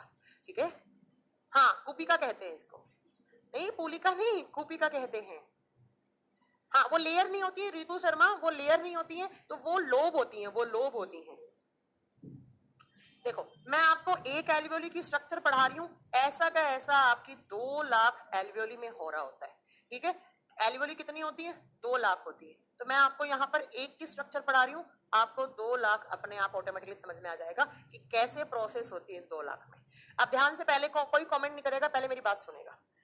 देखो क्या सुनना है आपको, याद करो मेरा हार्ट वाला चैप्टर, और मैंने आपको हार्ट में क्या पढ़ाया था, ये आपका हार्ट, ये आपकी सेप्टम मसल, ये आपके 4 चैम्बर, ये this one right Oracle and this one right ventricle, ये लेफ्ट ओरिकल, ये लेफ्ट वेंट्रिकल। और मैंने पढ़ाया था यहाँ पर CO2 वाला ब्लड होता है जिसको हम इम्प्योर ब्लड बोलते हैं, यहाँ पर ऑक्सीजन वाला होता है। यहाँ पर दोनों साइड में प्योर ब्लड, यहाँ पर इम्प्योर ब्लड। यहाँ पर कितने वॉल पढ़ाए थे, 3, यहाँ पर कितने होते हैं, 2। यहाँ पर एक वॉल और होता है, इसका नाम क्या बताया था, सेमिलोनार वॉल। और मैंने बताया था इस वॉल से कौन सी आर्टरी कनेक्ट होती है, तो इस वॉल से मैम पल्मनरी आर्टरी कनेक्ट होती है। पल्मनरी आर्टरी बताया था ना, और मैंने बताया होगा पल्मनरी आर्टरी, पल्मनो का मतलब क्या होता है साइंस में, फेफड़ा, लंग्स। और पल्मनरी आर्टरी कैसा ब्लड लेकर जाती है, तो मैम आपने बताया था CO2 वाला ब्लड। और ऐसा ब्लड जिसके अंदर CO2 होता है उसको क्या कहते हैं, इम्प्योर ब्लड। तो ये पल्मनरी आर्टरी इम्प्योर ब्लड को कहाँ लेकर जाती है, तो मैंने यहाँ लिखा था लंग्स, फेफड़ा। और मैंने लिखा होगा फेफड़ों का काम क्या होता है, CO2 आउट करना और ऑक्सीजन इन करना। और मैंने उस दिन बोला था, ध्यान से सुना हो तो, मैंने कहा था कि ये प्रोसेस मैं आपको कहाँ पढ़ाऊंगी, रेस्पिरेटरी सिस्टम में पढ़ाऊंगी। और यही आज आपको पढ़ना है कि कैसे फेफड़ा CO2 आउट और ऑक्सीजन इन कर देता है। उसके बाद मैंने बताया था कि लंग से प्योर ब्लड कौन सी वेन लेकर जाती है, तो मैम पल्मनरी वेन। किस चैम्बर में, लेफ्ट ओरिकल, देन बायकस्पिड खुलता है, और उसके बाद कहा जाता है लेफ्ट वेंट्रिकल में, और लेफ्ट वेंट्रिकल से अयोटा, और ऐसे आपका ब्लड सर्कुलेट होता रहता है। अब आपको पढ़ना है कि लंग्स में ये प्रोसेस होती कैसे है, और लंग्स में कहाँ होगी, तो लंग्स की यूनिट में होगी। और लंग्स की यूनिट का नाम क्या होता है, एल्वियोली। और एल्वियोली कितनी होती है मैम, 2 लाख, बट मैं 2 लाख में नहीं बता सकती, मैं 1 में बताऊंगी। तो ऐसी की ऐसी प्रोसेस आपकी 2 लाख में हो रही होती है। देखो ध्यान से समझो, हार्ट के राइट वाले पार्ट से हमेशा इम्प्योर ब्लड कहाँ आता है? फेफड़ों के पास। और फेफड़ों में ये किसकी स्ट्रक्चर है? एल्वेओली, ठीक है, जिसको हिंदी में कहा जाता है कूपिका। अब हार्ट से इम्प्योर ब्लड कौन लेकर आता है? तो मैम इसको आप लिख दो पल्मोनरी आर्टरी।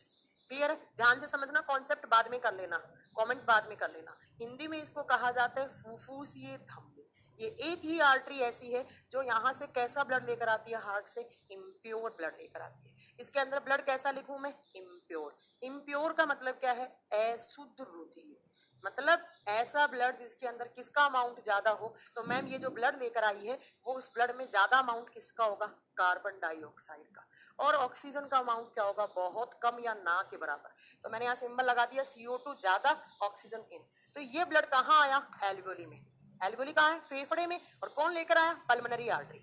और ये ब्लड जब एल्वेओली से गुजरता है, ऐसे ब्लड जा रहा है इस एल्वेओली से, ऐसे ऐसे, ठीक है। तो ये ब्लड कहाँ भर गया? इन कोशिकाओं में भर गया, इन कोशिकाओं में भर गया, ठीक है। अब आप मुझे बताओ, एल्वेओली से ऊपर वाले डिवीजन को हमने नाम क्या दिया था? तो एल्वेओली के ऊपर वाले डिवीजन को नाम दिया था मैम ब्रोंक्यूल्स। और ब्रोंक्यूल्स से ऊपर क्या था? ब्रोंकाई। और ब्रोंकाई से ऊपर क्या था?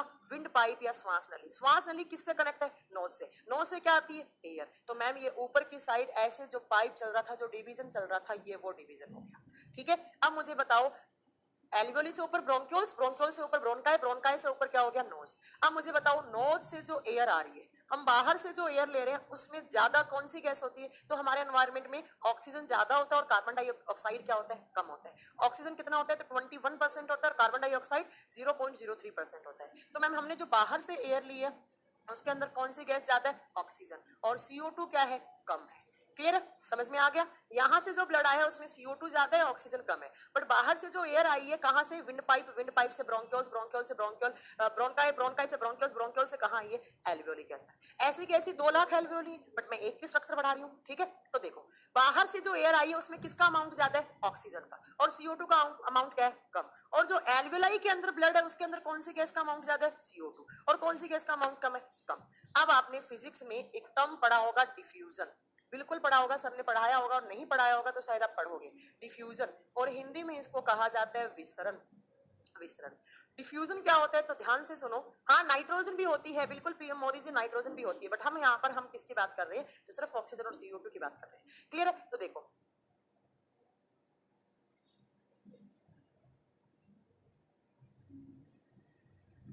ठीक है। देखो, तो एक प्रोसेस का नाम सुना है आपने, डिफ्यूजन। वैसे तो फिजिक्स का है, फिर भी मैं आपको बता देती हूँ डिफ्यूजन क्या होता है। जब दो एयर पार्टिकल्स के मॉलिक्यूल के बीच में डिफरेंस आता है तो हमेशा हाई वाला मॉलिक्यूल लो वाले के पास जाता है, ठीक है। जब दो हवा के पार्टिकल्स के बीच में, दो हवा के अणुओं के बीच में डिफरेंस आता है मॉलिक्यूल्स का, तो हमेशा हाई वाला किसके पास आता है? लो वाले के पास। या आपने सुना होगा, एयर हमेशा हाई प्रेशर से कहां आती है? लो प्रेशर की साइड आती है। हवा हमेशा उच्च दाब से निम्न दाब की तरफ आती है। क्लियर है? इसी प्रोसेस को क्या बोलते हैं? डिफ्यूजन प्रोसेस बोलते हैं। अब इसी चीज को यहां पर अप्लाई करवा दो। कैसे? देखो, बाहर से जो एयर आ रही है उसमें क्या है? ज्यादा ऑक्सीजन। और हमारे एल्वेलाई में जो एयर है उसमें ऑक्सीजन क्या है? कम। तो मैम दोनों मॉलिक्यूल के बीच में क्या हो गया? डिफरेंस हो गया। तो यहां पर कौन सी प्रोसेस होगा? डिफ्यूजन।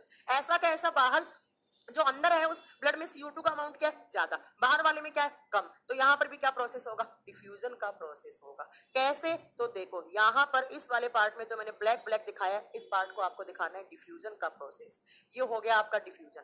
डिफ्यूजन का मतलब है मैम यहाँ ऑक्सीजन ज्यादा है तो ऑक्सीजन क्या करेगा? एंटर करेगा। बट यहाँ पर ज्यादा क्या है? CO2। तो CO2 क्या हो जाएगा? आउट। तो मैम यहाँ पर डिफ्यूजन का प्रोसेस हुआ, कहां पर? एल्वेलाई के अंदर हुआ। और जब डिफ्यूजन का प्रोसेस हुआ तो कार्बन डाइऑक्साइड ज्यादा था, तो ये कार्बन डाइऑक्साइड कम के पास जाएगा। कम का मतलब है CO2 यहां से होता हुआ कहां जाएगा? तो CO2 यहां से होता हुआ मैम ब्रोंकिलस, और ब्रोंकिलस से क्या हो गया? ब्रोंकाई, ब्रोंकाई से विंड पाइप, विंड पाइप किससे कनेक्ट है? नोज से। और नोज से क्या हो जाएगा? आउट हो जाएगा। क्लियर है। और ऑक्सीजन क्या करेगा, डिफ्यूजन की प्रोसेस के थ्रू कहां आएगा, एल्वेलाई में आएगा। तो मैम जब ये खून आया एल्वेलाई में तब तो इसमें CO2 ज्यादा था, अब CO2 क्या हो गया, आउट हो गया, कौन सी प्रोसेस के द्वारा, डिफ्यूजन। बट अब जब यहां से ब्लड जाएगा तो उसमें कौन सी गैस का अमाउंट ज्यादा होगा, ऑक्सीजन का ज्यादा होगा और CO2 का कम होगा। अब आप मुझे बताओ कि ऐसा ब्लड जिसके अंदर ऑक्सीजन का अमाउंट ज्यादा होता है और CO2 का कम होता है, उसको हम क्या नाम देते हैं, उसको हम प्योर ब्लड का नाम देते हैं, उसको हम प्योर ब्लड या शुद्ध रुधिर का नाम देते हैं। और मुझे बताओ प्योर ब्लड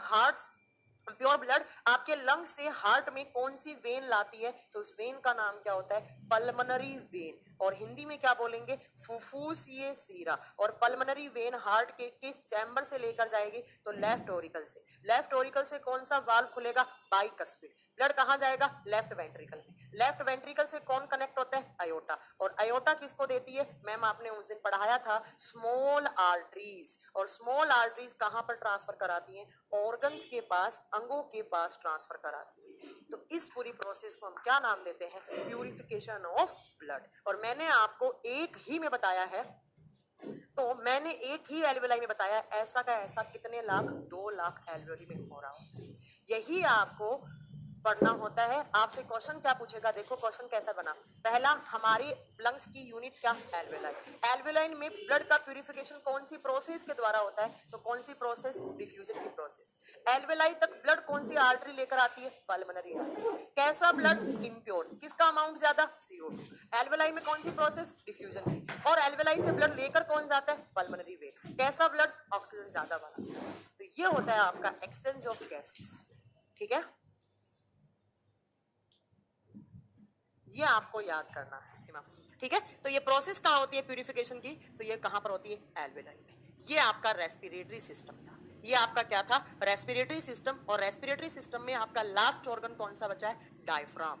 डायफ्राम, इसीलिए कहा जाता है रेस्पिरेटरी सिस्टम और आपका जो सर्कुलेटरी सिस्टम होते हैं वो इंटरलिंक्ड होते हैं। क्यों, क्योंकि ब्लड में CO2 ऑक्सीजन आता है और उस CO2 को आउट और ऑक्सीजन को इन कौन करता है, फेफड़ा करता है। तो ऐसे दोनों सिस्टम काम करते हैं। मुझे लगता है आपको बहुत अच्छा कॉन्सेप्ट क्लियर हुआ होगा, ठीक है। अब डायफ्राम क्या होता है, मैंने अभी बताया दोनों फेफड़ों के नीचे ऐसे डायफ्राम रहता है, ठीक है। यहां से भी 2-4 क्वेश्चन आ सकते हैं, डायफ्राम क्या होता है, तो ये भी समझ लीजिए क्या होता है, RAGM होगा डायफ्राम। डायफ्राम कहां होता है, तो ma'am beneath both lungs. Beneath का मतलब होता है जस्ट नीचे, बीनीथ बोथ लंग्स। डायफ्राम कहां होता है, हमारे फेफड़ों के जस्ट नीचे होता है, फेफड़ों के नीचे की साइड। ये होता क्या है, एक मस्क्यूलर ऑर्गन होता है, एक मस्क्यूलर ऑर्गन है, हिंदी में बोलते हैं एक पेशीय अंग है। पेशीय का मतलब क्या है, उसमें सिर्फ मसल्स हैं, ठीक है। इसका काम क्या होता है, तो देखो डायफ्राम का काम होता है आपकी चेस्ट कैविटी को, चेस्ट वाले पार्ट को और एब्डोमिनल वाले पार्ट को, दोनों को अलग अलग करना। ऊपर की साइड लंग्स, लंग्स वाले पार्ट में, लंग्स कहाँ होते हैं, चेस्ट वाले पार्ट में। तो ऊपर की साइड चेस्ट कैविटी, नीचे की साइड आपका स्टमक वाला पार्ट स्टार्ट होता है। तो स्टमक वाले पार्ट को क्या कहा क्या कहा जाता है, एब्डोमिनल। तो इस डायफ्राम के ऊपर की साइड क्या होता है, चेस्ट वाला पार्ट। और इसके नीचे की साइड कौन सा होता है, abdominal part. Abdominal part, abdominal part का मतलब होता है उदर वाला या पेट वाला, स्टमक वाला पार्ट। तो डायफ्राम इन दोनों, चेस्ट को अलग कर देगा, एब्डोमिनल पार्ट को अलग कर देगा।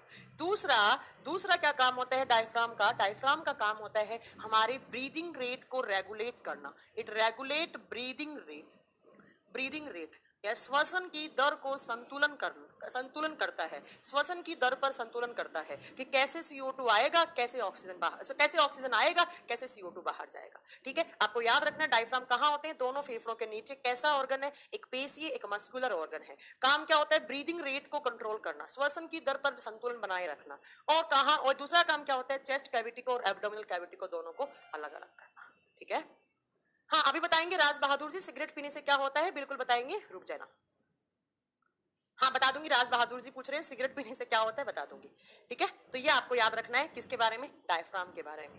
उसके बाद देखो एक क्वेश्चन आता है कि ह्यूमन बॉडी में या जो ह्यूमन बींग्स होते हैं वो 1 मिनट में कितने लीटर एयर इनहेल और एक्सेल करते हैं, क्लियर है। तो हम लोग 1 मिनट में 7 से 8 लीटर एयर एक्सेल भी कर सकते हैं और इनहेल भी कर सकते हैं। एक्सेल का मतलब होता है बाहर निकालना एयर, ये बाहर निकलेगी तो कौन सी, CO2। और इनहेल का मतलब क्या है, एयर को अंदर लेना। ये 1 मिनट में है आपका, ठीक है। और दूसरा एक क्वेश्चन आते हैं, मैं लिखवा रही हूँ आपको, ठीक है, कुछ क्वेश्चन है। तो एक मिनट में कितना लीटर, तो एक मिनट में 7 से 8 लीटर को इनहेल और एक्सेल दोनों कर सकते हैं। उसके बाद क्वेश्चन आते हैं कि एक दिन में कितने लीटर, ये भी क्वेश्चन है, एक दिन में कितने लीटर, तो अप्रोक्सीमेटली 11,000 लीटर एयर आप एक्सेल भी कर सकते हो और इनहेल भी कर सकते हो, एक्सेल भी और इनहेल भी, ये दोनों क्वेश्चन है। ठीक है, तीसरा क्वेश्चन यहाँ से क्या आता है, एयर की बात कर रही हूं मैं यहाँ पर। अब क्वेश्चन आता है कि कितने लीटर ऑक्सीजन हम अंदर लेते हैं। ठीक है, एक दिन में कितने लीटर ऑक्सीजन, तो एक दिन में 550 लीटर ऑक्सीजन हम क्या करते हैं, ऑक्सीजन हम इनहेल करते हैं, ऑक्सीजन इनहेल करते हैं। ठीक है, ये तीनों क्वेश्चन। चौथा आता है रेस्पिरेशन की रेट क्या होती है, मतलब एक मिनट में आप कितनी बार सांस लेते हैं, तो एक मिनट में आप 11 से 13 बार, आप लिखो 12 से 14, 12 to 14 पर मिनट आप सांस लेते हैं। एक मिनट में 12 से 14 बार आप सांस लेते हैं। ये सारे क्वेश्चन है मैंने लिखवा दिए यहाँ पर, बता देंगे। ठीक है, ये अच्छा बताया। ठीक है,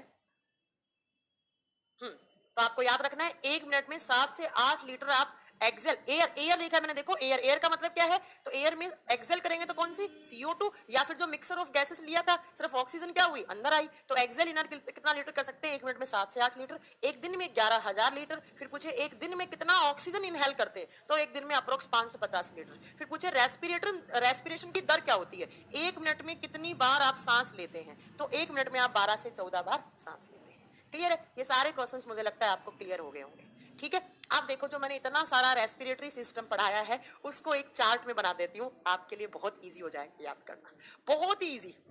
देखो कैसे, ग्लूकोज के ब्रेकडाउन से बन जाती है पीएम मोदी। हम 4% जो CO2 एक्सेल करते हैं वो ग्लूकोज के ब्रेकडाउन से, हमारे बॉडी में भी तो CO2 बनता है। तुम ध्यान से सुना करो सेंटेंस को, ऐसे टुच्चे क्वेश्चन मत पूछा करो मुझसे, बताया नहीं ग्लूकोज प्लस ऑक्सीजन क्या बनेगा, CO2, तो एक्सेल क्या होगी, ज्यादा होगी बाहर।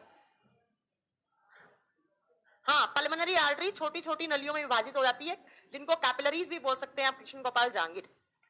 ठीक है, राहुल राम, मैंने आपका कमेंट ले लिया है, आपने बोला है कि मैम व्हाइट बोर्ड पे जब आप लिखती हैं थोड़ी देर आप रिमूव ना करें, हम खुद से बना लेंगे नोट्स। अरे वाह राहुल जी, ठीक है, अगली बार नहीं करेंगे।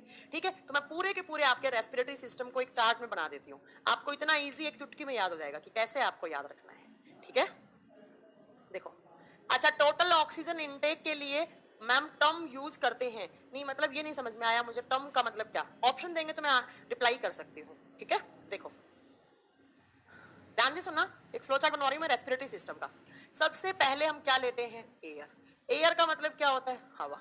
अब मुझे बताओ एयर एंटर कहां से करती है, तो एयर एंटर करती है नोज से, नाक से, बता देंगे। नोज के बाद एयर कहां जाती है, आप बताएंगे मुझे, मैंने क्या बताया था, फेरिंग्स, फेरिंग्स। और फेरिंग्स कौन सा पार्ट बताया था मैम ने, वो पार्ट जहां पर नोज और आपका क्या कहते हैं, नोज और आपका जो क्या विंड पाइप और आपका रेस्पिरेटरी पाइप दोनों एक साथ मिलते हैं। फेरिंग से एयर कहाँ आई, तो मैम आपने बताया था फेरिंग से एयर होती हुई कहाँ आएगी, एपिग्लोटिस।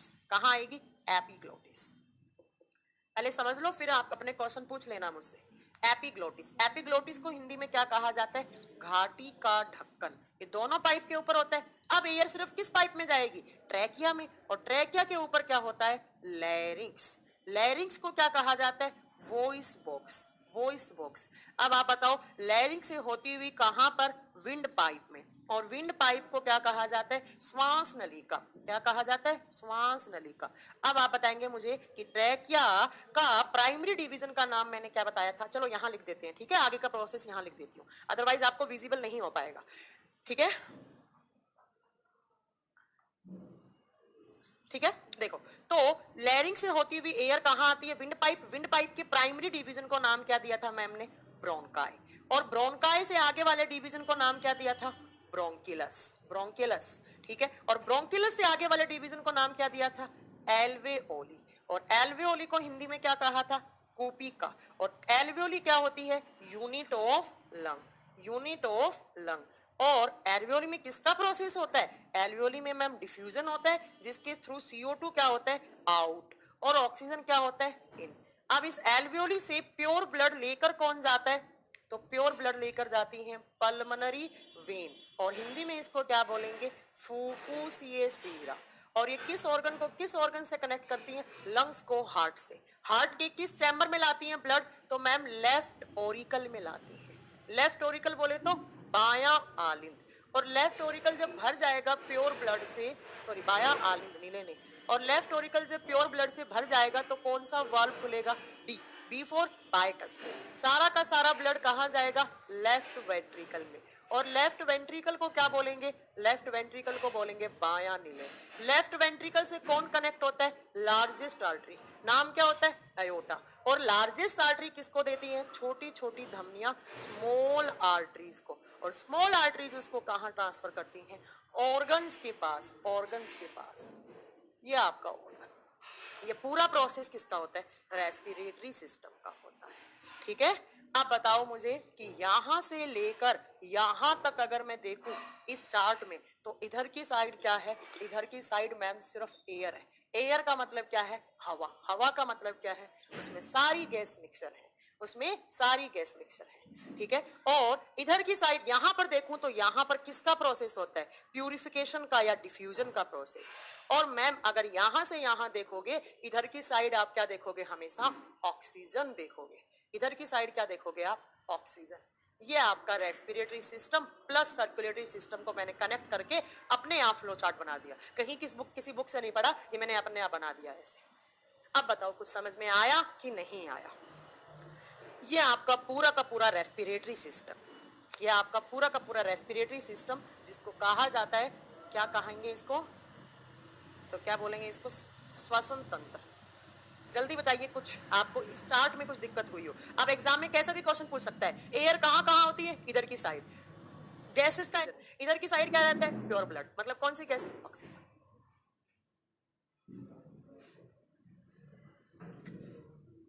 ठीक है,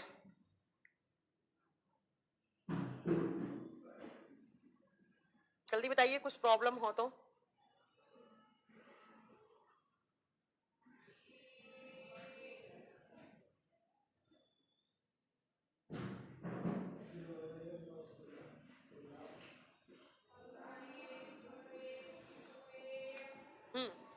बताइए कुछ डाउट हो तो।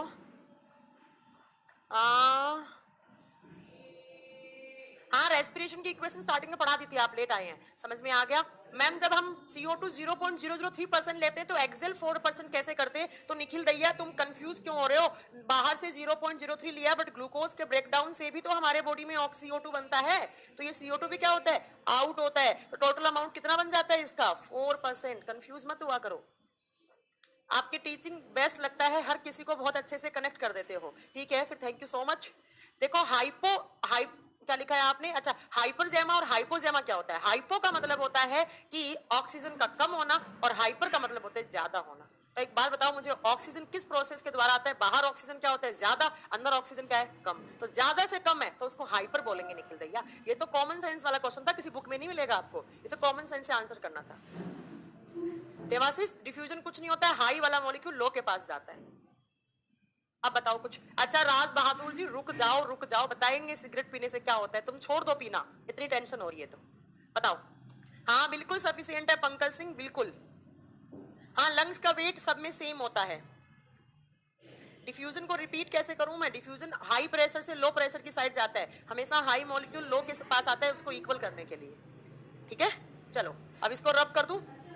नेक्स्ट देखो, नेक्स्ट आपके देवाशीष जी मुझसे, और देवाशीष नहीं, राज बहादुर जी पूछ रहे हैं कि मैम स्मोकिंग से क्या हो जाता है? सिगरेट पीने से क्या हो जाता है? तो अभी आपका आंसर देते हैं, सिगरेट पीने से क्या हो जाता है। पहली बात तो पिया ही मत किया करो।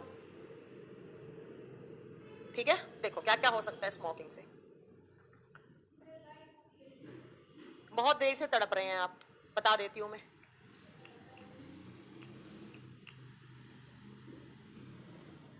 मैम डिफ्यूजन, मैम मेरा क्वेश्चन, थैंक यू मैम मेरा क्वेश्चन।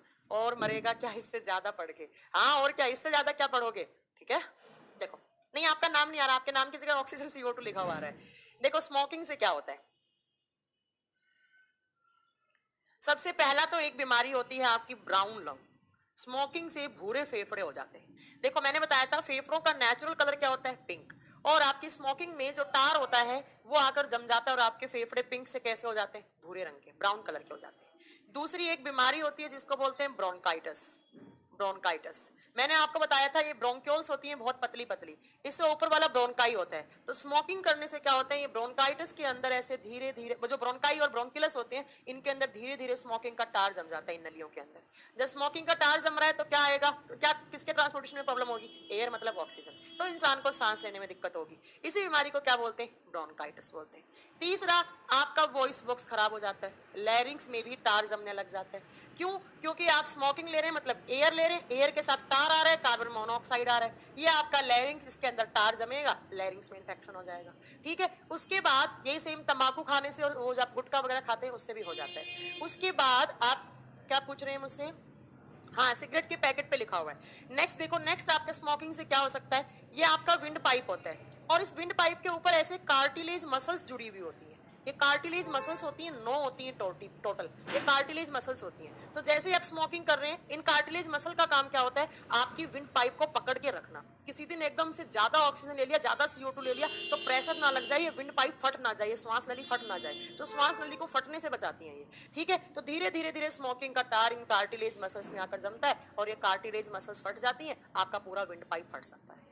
ठीक है, ये भी आपके स्मोकिंग से। और स्मोकिंग से क्या होता है, तो देखिए ये आपका फेफड़ा, फेफड़े के बाहर ऐसे मेम्ब्रेन, प्लूरा, और इस मेम्ब्रेन के बीच में भी टार जम जाता है। अब मेम्ब्रेन के ऊपर टार जमेगा तो आपको पता है मेम्ब्रेन क्या करती है, फेफड़े को प्रोटेक्शन देती है। अब मेम्ब्रेन ही नहीं बची तो आपको पता है ये धीरे धीरे धीरे आपके फेफड़ों के अंदर भी क्या हो जाएगा, पानी भर जाएगा, एक्सेस अमाउंट में क्या आ जाएगा, इम्प्योर ब्लड आ जाएगा, या आपके एल्वेलाई खराब हो जाएंगे। ये भी सिगरेट पीने से होता है। ठीक है, इतनी सारी बीमारियां सिगरेट पीने से होती है, तो सिगरेट नहीं पीनी चाहिए, छोड़ देनी चाहिए। ठीक है, और एक्टिव स्मोकिंग से ज्यादा डेंजर होता है पैसिव स्मोकिंग। एक्टिव का मतलब होता है जो पी रहा है, जो बगल में खड़ा है उसके उसके उसके माउथ में भी क्या जा रहा है, धुआं जा रहा है, तो वो भी टार के फॉर्म में जम जाता है आगे चलकर। निकोटीन होता है सिगरेट के अंदर, वो निकोटीन जाके जम जाता है, तो जो पी रहा है वो तो होगा ही होगा बीमार, और जो बगल में खड़ा है वो भी बीमार होगा। तो दोनों को कभी भी मतलब दोनों को ही नहीं पीनी चाहिए। आप दोस्ती निभाओ, दोस्त के साथ जाओ, सिगरेट पीने जाता है तो अगर आप नहीं पी रहे तो उसके दूर खड़े हो जाओ 4 कदम, उसके बगल में मत खड़े हो। ठीक है, अच्छा आपने मेरे भाई को डरा दिया, सब नहीं पिएगा। हाँ बिल्कुल नहीं पीना चाहिए, सारी बीमारियों का देना अपने भाई को। इंग्लिश का बैच बहुत जल्दी स्टार्ट होने वाला है, वैभव चौधरी मई के फर्स्ट वीक में स्टार्ट हो जाएगा, मई के फर्स्ट वीक में स्टार्ट हो जाएगा। ठीक है, शकील जी अभी आए हैं क्या, गुड इवनिंग, कैसे कर रहे हैं। Devashish ji, third eye of human being pineal gland में सेट होता है, हाँ तो वो अभी नहीं बताऊंगी, वो जब मैं ग्लैंड बढ़ाऊंगी तो बताऊंगी। हुक्के से भी सेम प्रोसेस होता है, बिल्कुल हुक्का सिगरेट सब छोड़ देना चाहिए, कुछ भी नहीं पीना चाहिए, ना हुक्का ना सिगरेट, कुछ नहीं पीनी चाहिए। ठीक है, ये आपका रेस्पिरेटरी सिस्टम, आज आपका एक सिस्टम कंप्लीट हो गया है, आपका चैप्टर खत्म हो गया है। अब कैसे याद करना है, कब याद करना है, क्यों याद करना है, वो सब आप जाने और आपका काम जाने। इससे ज्यादा मैं डिटेल में जाऊंगी मैं, और ना ही आपके काम का है इससे ज्यादा डिटेल में। ठीक है, और ना ही आपको इससे ज्यादा पढ़ना है। और दूसरा, अब आपको याद कैसे करना है, कब करना है, क्यों करना है, वो तो आप ही बताएंगे।